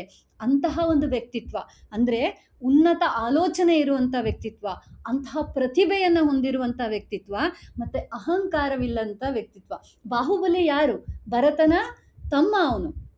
ಇಬ್ಬರು ಚಕ್ರವರ್ತಿಗಳಾಗಿದ್ರು. ಭರತ ಬಾಹುಬಲಿ ಮೇಲೆ ಯುದ್ಧಕ್ಕೆ ಬರ್ತಾನೆ, ಬಾಹುಬಲಿ ಸೋಲಿಸ್ತಾನೆ ಭರತನನ್ನು. ಆದ್ರೂ ಆಮೇಲೆ ಅಣ್ಣನಿಗೆ ನಾನು ಅಗೌರವ ಮಾಡಬಾರ್ದಾಗಿತ್ತು ಅಂತ ಹೇಳಿಬಿಟ್ಟು ಅವನು ಅಣ್ಣನಿಗೆ ರಾಜ್ಯವನ್ನು ವಾಪಸ್ ಕೊಟ್ಟು ಜೈನ ಸನ್ಯಾಸ ದೀಕ್ಷೆಯನ್ನು ತಗೊಳ್ತಾನೆ. ಅಂದರೆ ಅಹಂಕಾರ ಇಲ್ಲ ಅವನಿಗೆ, ನಾನು ಗೆದ್ದುಬಿಟ್ಟೆ, ಅಣ್ಣನ ವಿರುದ್ಧ ಗೆದ್ದುಬಿಟ್ಟೆ ಅಂತ. ಆ ಥರದ ಒಂದು ವ್ಯಕ್ತಿತ್ವ ವಿಶ್ವೇಶ್ವರಯ್ಯನವರದು. ಮತ್ತು ಉನ್ನತವಾದ ಯೋಜನೆಗಳು ಮತ್ತು ಆಲೋಚನೆಗಳು, ಕೆಲಸವನ್ನು ಮಾಡುವಂಥ ರೀತಿ ನಾವು ಮೊದಲೇ ನೋಡಿದ್ವಿ. ನೆಹರು ಅವರು ಎಷ್ಟು ಹೊಗಳಿದ್ರಲ್ಲ, ನೀವು ಮಾತು ಕಡಿಮೆ ಕೆಲಸ ಜಾಸ್ತಿ ಮಾಡಿದ್ರಿ ಅಂತ. ಇದೆಲ್ಲ ಅವರ ಗೊಮ್ಮಟ ಅಂದರೆ ಉನ್ನತ ವ್ಯಕ್ತಿತ್ವವನ್ನು ತೋರಿಸುತ್ತೆ. ಅದಾದಮೇಲೆ ಆಡುಮುಟ್ಟದ ಸೊಪ್ಪಿಲ್ಲ ಅನ್ನೋದು ಒಂದು ಕನ್ನಡದ ಗಾದೆ. ಆಡಿದೆಯಲ್ಲ ಅದು ಎಲ್ಲ ಸೊಪ್ಪನ್ನು ತಿನ್ನತ್ತಂತೆ, ಆಯಿತಾ? ಅದಕ್ಕೆ ಆ ಗಾದೆ ಹೇಳ್ತಾರೆ. ಯಾರಿಗೆ ಹೇಳ್ತಾರೆ ಅಂದರೆ, ಯಾರಾದರೂ ಒಬ್ಬ ವ್ಯಕ್ತಿ ಎಲ್ಲ ಕ್ಷೇತ್ರಗಳಲ್ಲಿ ಅವನ ಸಾಧನೆಯನ್ನು ಮಾಡಿದರೆ ಅಥವಾ ಎಲ್ಲ ಕ್ಷೇತ್ರದಲ್ಲಿ ಅವನನ್ನು ಪರಿಣತಿ ಇದ್ದರೆ, ತಿಳ್ಕೊಂಡಿದ್ರೆ, ಅವರನ್ನು ನಾವು ಆಡು ಮುಟ್ಟದ ಸೊಪ್ಪಿಲ್ಲ ಅನ್ನೋ ಥರ ಈ ವ್ಯಕ್ತಿ ಮಾಡದ ಕೆಲಸ ಇಲ್ಲ ಅಂತ ಹೇಳ್ತೀವಿ. ವಿಶ್ವೇಶ್ವರಯ್ಯನವರು ಕೂಡ ಹಾಗೆ ನೋಡಿ, ಅಭಿವೃದ್ಧಿಗಾಗಿ ಅವರು ಶಿಕ್ಷಣ ಎಷ್ಟು ಮುಖ್ಯ ಅಂತ ಮನಗೊಂಡಿದ್ರು, ಅದಕ್ಕೆಷ್ಟು ಉತ್ತೇಜನ ಕೊಟ್ಟರು. ಆಮೇಲೆ ಆಡಳಿತದಲ್ಲಿ ಎಷ್ಟು ಸುಧಾರಣೆ ತಂದರು, ಒಬ್ಬ ಇಂಜಿನಿಯರ್ ಆಗಿ ಎಷ್ಟು ಕೆಲಸ ಕಾರ್ಯಗಳನ್ನು ಮಾಡಿದರು, ಸಾಹಿತ್ಯಕ್ಕೆ ಎಷ್ಟು ಸಪೋರ್ಟ್ ಕೊಟ್ಟರು. ಅವರು ಮಾಡದೇ ಇರೋ ಕೆಲಸನೇ ಇಲ್ಲ ದೇಶದ ಅಭಿವೃದ್ಧಿಗಾಗಿ. ಹಾಗಾಗಿ ಆ ಗಾದೆ ಮಾತನ್ನ ಇಲ್ಲಿ ಹೇಳ್ತಾರೆ, ಆಡು ಮುಟ್ಟದ ಸೊಪ್ಪಿಲ್ಲ ಅನ್ನೋ ಥರ ವಿಶ್ವೇಶ್ವರಯ್ಯನವರು ಪರಿಣತಿ ಇಲ್ಲದೆ ಇರೋ ಕ್ಷೇತ್ರನೇ ಇಲ್ಲ, ಅಭಿವೃದ್ಧಿಗಾಗಿ ಅವರು ಮಾಡದೇ ಇರೋ ಕೆಲಸನೇ ಇಲ್ಲ ಅಂತ. ದಾರ್ಶನಿಕ ನೇತಾರರು ಅಂತ ಹೇಳ್ತಾರೆ. ದಾರ್ಶನಿಕ ಅಂದರೆ ಒಂದು ದರ್ಶನವನ್ನು ಹೊಂದಿರುವವನು, ಈ ದೇಶ ನಾಳೆ ಹೇಗಾಗಬೇಕು, ನಮ್ಮ ನಾಡು ನಾಳೆ ಹೇಗಿರಬೇಕು ಅನ್ನುವಂಥ ಒಂದು ದೂರದೃಷ್ಟಿಯನ್ನು ಹೊಂದಿರುವವನು. ಆ ದೃಷ್ಟಿ ಇತ್ತು ವಿಶ್ವೇಶ್ವರಯ್ಯನವರಿಗೆ, ಜೊತೆಗೆ ಮಹಾರಾಜರಾಗಿದ್ದಂಥ ಕೃಷ್ಣರಾಜ ಒಡೆಯರಿಗೆ. ಆ ದಾರ್ಶನಿಕ ವ್ಯಕ್ತಿತ್ವ, ಆಡುಮುಟ್ಟದ ಸೊಪ್ಪಿಲ್ಲ ಅನ್ನುವಂಥ ಒಂದು ಗುಣ, ಆ ಎಲ್ಲ ಕಾರಣದಿಂದಾಗಿ ಬ್ರಿಟಿಷ್ ಸರ್ಕಾರ ಅವರ ಸಾಧನೆಯನ್ನು ನೋಡಿ ಸರ್ ಪದವಿಯನ್ನು ನೋಡಿತು. ನಾವು ಅವರನ್ನು ಸರ್ MV ಅಂತ ಹೇಳ್ತೀವಿ ಅಲ್ವಾ, ಸರ್ M ವಿಶ್ವೇಶ್ವರಯ್ಯ, ಸರ್ ಅನ್ನೋದು ಅವರ ಪದವಿ. ಅದಾದಮೇಲೆ ಅವರ ಸಾಧನೆಯನ್ನು ಗುರುತಿಸಿ ಭಾರತ ಸರ್ಕಾರ ಅತ್ಯುನ್ನತ ಭಾರತ ರತ್ನ ಪ್ರಶಸ್ತಿ ಕೊಟ್ಟಿದ್ದು. ಭಾರತ ರತ್ನ ಅನ್ನೋದು ಭಾರತದ ಅತ್ಯುನ್ನತ ಪ್ರಶಸ್ತಿ, ಅದನ್ನು ವಿಶ್ವೇಶ್ವರಯ್ಯನವರಿಗೆ ನೀಡಲಾಗಿದೆ. ಇದಲ್ಲದೆ ಹಲವಾರು ಪ್ರತಿಷ್ಠಿತ ಸಂಸ್ಥೆ ಮತ್ತು ವಿಶ್ವವಿದ್ಯಾನಿಲಯಗಳ ಸದಸ್ಯತ್ವ ಹಾಗೆ ಗೌರವ ಡಾಕ್ಟರೇಟ್, ಆಯಿತಾ? ಬೇರೆ ಬೇರೆ ವಿಶ್ವವಿದ್ಯಾನಿಲಯಗಳ ಮೆಂಬರ್ಶಿಪ್ ಸಿಕ್ಕಿದೆ ಮತ್ತು ಅವರದ್ದು ಡಾಕ್ಟರೇಟ್ ಕೂಡ ಇವರಿಗೆ ಸಿಕ್ಕಿದೆ. ಆದರೆ ನಾವು ಅವರ ಡಾಕ್ಟರೇಟನ್ನೆಲ್ಲ ಇಟ್ಟು ಕರೆಯಲ್ಲ, ನಾವು ಯಾವಾಗಲೂ ಅವರನ್ನು ಸರ್ MV ಅಂತಲೇ ಕರಿತೀವಿ. ಆಮೇಲೆ ಮಹಾನ್ ಆಡಳಿತಗಾರರಾದ ಇವರ ಶತಮಾನೋತ್ಸವದ ಸವಿನೆನಪಿಗಾಗಿ ವಿಶೇಷ ಅಂಚೆ ಚೀಟಿ ಬಿಡುಗಡೆ ಮಾಡಲಾಗಿತ್ತು. ಯಾವುದಾದ್ರೂ ಸಾಧನೆ ಮಾಡಿದವ್ರ ಗುರುತಾಗಿ ನಾವು ಪೋಸ್ಟಲ್ ಸ್ಟ್ಯಾಂಪ್, ಅಂಚೆ ಚೀಟಿಯನ್ನು ಬಿಡುಗಡೆ ಮಾಡ್ತೀವಲ್ಲ, ಹಾಗೆ ವಿಶ್ವೇಶ್ವರಯ್ಯನವರ ಸಾಧನೆಗಾಗಿ ಕೂಡ ಅವರ ಶತಮಾನೋತ್ಸವದ ಸಮಾರಂಭದಲ್ಲಿ ಅಂಚೆ ಚೀಟಿಯನ್ನು ಬಿಡುಗಡೆ ಮಾಡಿದ್ರು. ನಿಮಗೆ ಸಿಗತ್ತಾ ನೋಡಿ ಎಲ್ಲಾದರೂ ಅದರದ್ದು? ಯಾರಾದರೂ ಸ್ಟ್ಯಾಂಪ್ ಕಲೆಕ್ಷನ್ ಮಾಡೋರಿದ್ರೆ ಆ ಒಂದು ಕಲೆಕ್ಷನ್ನಲ್ಲಿ ವಿಶ್ವೇಶ್ವರಯ್ಯನವರ ನೆನಪಿಗಾಗಿ ಮಾಡಿರೋ ಅಂಚೆ ಚೀಟಿ ಏನಾದರೂ ಇದ್ದರೆ ನೀವು ನೋಡ್ಬೋದು. ಆಮೇಲೆ ಮೈಸೂರು ಸಂಸ್ಥಾನದ ದಿವಾನ ಹುದ್ದೆಯಿಂದ ನಿವೃತ್ತರಾದ ನಂತರವೂ ದೇಶ ಸೇವೆಯ ಪಥದಲ್ಲೇ ಸಾಗಿದ್ರು. ಯಾಕಂದರೆ ಅವ್ರಿಗೆ ನೀನು ಹುದ್ದೆದಲ್ಲಿ ಇದ್ದೀಯಾ ಇಲ್ವಾ ಅದು ಯಾವುದೋ ಮ್ಯಾಟ್ರ್ ಅಲ್ಲ, ಅವ್ರಿಗೆ ದೇಶ ಸೇವೆ ಮಾಡೋದೇ ಒಂದು ಗುರಿಯಾಗಿತ್ತು. ಅದನ್ನು ಸರಿಯಾಗಿ ಉಪಯೋಗಿಸ್ಕೊಂಡ್ರು ಹುದ್ದೆಯನ್ನು ದೇಶ ಸೇವೆ ಮಾಡಲಿಕ್ಕೆ. ಅವ್ರು ನಿವೃತ್ತರಾದ ಮೇಲೂ ಕೂಡ ಅವರು ಯಾವಾಗಲೂ ದೇಶದ ಬಗ್ಗೆನೇ ಚಿಂತೆ ಮಾಡ್ತಾಯಿದ್ರು. ತಮ್ಮ ಪರಿಪಕ್ವ ಅನುಭವವನ್ನು ದೇಶದ ಅಭಿವೃದ್ಧಿಗಾಗಿಯೇ ಬಳಸ್ಕೊಂಡ್ರು. ಆಮೇಲೆ ಸಾಹಿತ್ಯ ಕ್ಷೇತ್ರಕ್ಕೂ ತುಂಬ ಕೊಡುಗೆಯನ್ನು ಕೊಟ್ಟಿದ್ದಾರೆ. ಅವರ ಕೃತಿಗಳನ್ನು ಇಲ್ಲಿ ಹೇಳ್ತಾರೆ. ರೀಕನ್ಸ್ಟ್ರಕ್ಟಿಂಗ್ ಇಂಡಿಯಾ, ನೋಡಿ ಎಂಥ ಹೆಸರು, ಏನು vision, reconstructing India, planned economy for India, nation building plan for India, ಎಲ್ಲವೂ ಭಾರತದ ಅಭಿವೃದ್ಧಿಗಾಗಿ ಅವರ ಯೋಜನೆಗಳೇನು, ಕನಸುಗಳೇನು, ವಿಷನ್ ಏನು ಅನ್ನೋದರ ಕುರಿತು ಬರೆದಂಥ ಪುಸ್ತಕಗಳು. ಅದಲ್ಲದೆ ಅವರ ಆತ್ಮಚರಿತ್ರೆ ಇದೆ, memories of my working life ಅಂತ. ಇದು ವಿಶ್ವೇಶ್ವರಯ್ಯನವರ ಆತ್ಮಚರಿತ್ರೆ. ಎಲ್ಲಾದರೂ ಸಿಕ್ಕಿದ್ರೆ ಓದಿ. ಆಮೇಲೆ ಸೆಪ್ಟೆಂಬರ್ 15, 1960ರಂದು ಶತಮಾನೋತ್ಸವ ಅಭಿನಂದನೆ ಸರ್ ಎಂ ವಿ ಅಭಿನಂದನಾ ಗ್ರಂಥ ಅನ್ನೋದನ್ನು ಪ್ರಕಟಿಸಲಾಯಿತು. ಇದು ಯಾರದಾದ್ರೂ ಶತಮಾನೋತ್ಸವ ಆಚರಿಸಿದಾಗ ನಾವು ಒಂದು ಪುಸ್ತಕ ಬಿಡುಗಡೆ ಮಾಡ್ತೀವಿ. ಹಾಗಾಗಿ ಸರ್ ಎಂ ವಿ ಅವರ ಶತಮಾನೋತ್ಸವದಲ್ಲೂ ಕೂಡ ಸರ್ ಎಂ ವಿ ಅಭಿನಂದನಾ ಗ್ರಂಥ ಅನ್ನೋ ಪುಸ್ತಕವನ್ನು ಪ್ರಕಟಿಸಲಾಯಿತು. ಪುಣ್ಯವಶಾತ್ ಆ ಒಂದು ಸಮಾರಂಭಕ್ಕೆ ವಿಶ್ವೇಶ್ವರಯ್ಯನವರು ಬದುಕಿದ್ರು. ಯಾಕಂದ್ರೆ ಅವರು 102 ವರ್ಷ ಬದುಕಿದ್ರಲ್ವಾ. 102 ವರ್ಷಗಳ ತುಂಬು ಜೀವನ ಪೂರೈಸಿದ ಸರ್ ಎಂ ವಿ ಅವರು 1962ರಲ್ಲಿ ಇಹಲೋಕವನ್ನು ತ್ಯಜಿಸಿದ್ರು. 1962ರಲ್ಲಿ ಅವ್ರು ತೀರ್ಕೊಂಡ್ರು. ಅವಾಗ ಅವರಿಗೆ 102 ವರ್ಷ ಆಗಿತ್ತು. ಸಾರ್ಥಕ ಜೀವನ, ದೇಶದ ಅಭಿವೃದ್ಧಿಗಾಗಿ ಅವರು ತಮ್ಮನ್ನು ಮುಡುಪಾಗಿಟ್ಕೊಂಡ್ರು. ಅವರ ಹುಟ್ಟುಹಬ್ಬದ ನೆನಪಿಗಾಗಿ ಇಂದಿಗೂ ಇಂಜಿನಿಯರ್ಸ್ ದಿನಾಚರಣೆಯನ್ನು ಮಾಡಲಾಗುತ್ತೆ. ಯಾವಾಗ? ಸೆಪ್ಟೆಂಬರ್ 15 ಅವರ ಬರ್ತ್ಡೇಯನ್ನು ನಾವು ಇಂಜಿನಿಯರ್ಸ್ ಡೇ ಅಂತ ಹೇಳಿಬಿಟ್ಟು ಆಚರಣೆ ಮಾಡ್ತೀವಿ. ಬರೀ ಆಚರಣೆ ಮಾಡೋದಲ್ಲ, ಅವರನ್ನೊಂದು ಸ್ಫೂರ್ತಿಯಾಗಿ ತೆಕ್ಕೋಬೇಕು. ನಿಮಗೆ ಯಾವಾಗ ಚಿಕ್ಕವರಿರ್ಬೇಕಾದ್ರೆ ಯಾರಾದರೂ ಒಂದು ಕತೆ ಹೇಳೋದಿತ್ತು ಅಲ್ವಾ, ವಿಶ್ವೇಶ್ವರಯ್ಯನವರು ಎಷ್ಟು ಕಷ್ಟಪಟ್ಟು ಓದಿದ್ರು, ಬೀದಿ ದೀಪದಲ್ಲಿ ಓದಿದ್ರು ಅಂತ ಯಾವಾಗಲೂ ಹೇಳ್ತಿರ್ತಾರೆ ಮಕ್ಕಳಿಗೆ ಎಕ್ಸಾಂಪಲ್ಗಳನ್ನು. ಓದಿದ್ದಷ್ಟೇ ಅಲ್ಲ, ಎಷ್ಟು ಸಾಧನೆ ಮಾಡಿದ್ರು ಅವರಲ್ವಾ, ಭಾಗ್ಯ ಶಿಲ್ಪಿಗಳಾದರು ಈ ನಾಡಿಗೆ. ಹಾಗಾಗಿ ಅವರಿಗೆ ಸಲ್ಲಬೇಕಾದ ಗೌರವ ಯಾವತ್ತೂ ಸಲ್ಲಬೇಕು. ಮತ್ತು ನಾವು ಅವರನ್ನು ಆದರ್ಶವನ್ನಾಗಿ ತಗೋಬೇಕು. ಬರೀ ಇಂಜಿನಿಯರ್ಸ್ ಡೇ ಅನ್ನೋದು ಹೆಸರಿಗಾಗಬಾರ್ದು, ನಾವು ಒಳ್ಳೊಳ್ಳೆ ಅಭಿವೃದ್ಧಿ ಕಾರ್ಯಗಳನ್ನು ಮಾಡಬೇಕು ಅನ್ನೋದನ್ನು ಈ ಪಾಠ ಹೇಳುತ್ತೆ. ಇಬ್ಬರು ಭಾಗ್ಯಶಿಲ್ಪಿಗಳ ಬಗ್ಗೆ ನಿಮಗೆ ಚೆನ್ನಾಗಿ ಅರ್ಥ ಆಯಿತು ಅಂತ ಅಂದ್ಕೊಳ್ತೀನಿ. ಇದರಲ್ಲಿ ಯಾವುದು ಕತೆಗಳಿಲ್ಲ, ಎಲ್ಲ ಫ್ಯಾಕ್ಟ್ಗಳಿವೆ. ನೀವು ಸ್ವಲ್ಪ ಯೋಚನೆ ಮಾಡಿ ಈ ವಿಚಾರಗಳನ್ನು ನೆನ್ಪಿಟ್ಕೊಳ್ಬೇಕಾಗತ್ತೆ. ಆದರೂ ಇಬ್ಬರು ಆದರ್ಶ ವ್ಯಕ್ತಿಗಳ ಬಗ್ಗೆ ನೀವು ಇಲ್ಲಿ ಕಲ್ತಿದ್ದು ನಿಮಗೆ ಜೀವನದಲ್ಲಿ ಬಹಳ ಉಪಯೋಗ ಆಗತ್ತೆ ಅಂತ ಹೇಳ್ತಾ ಧನ್ಯವಾದ.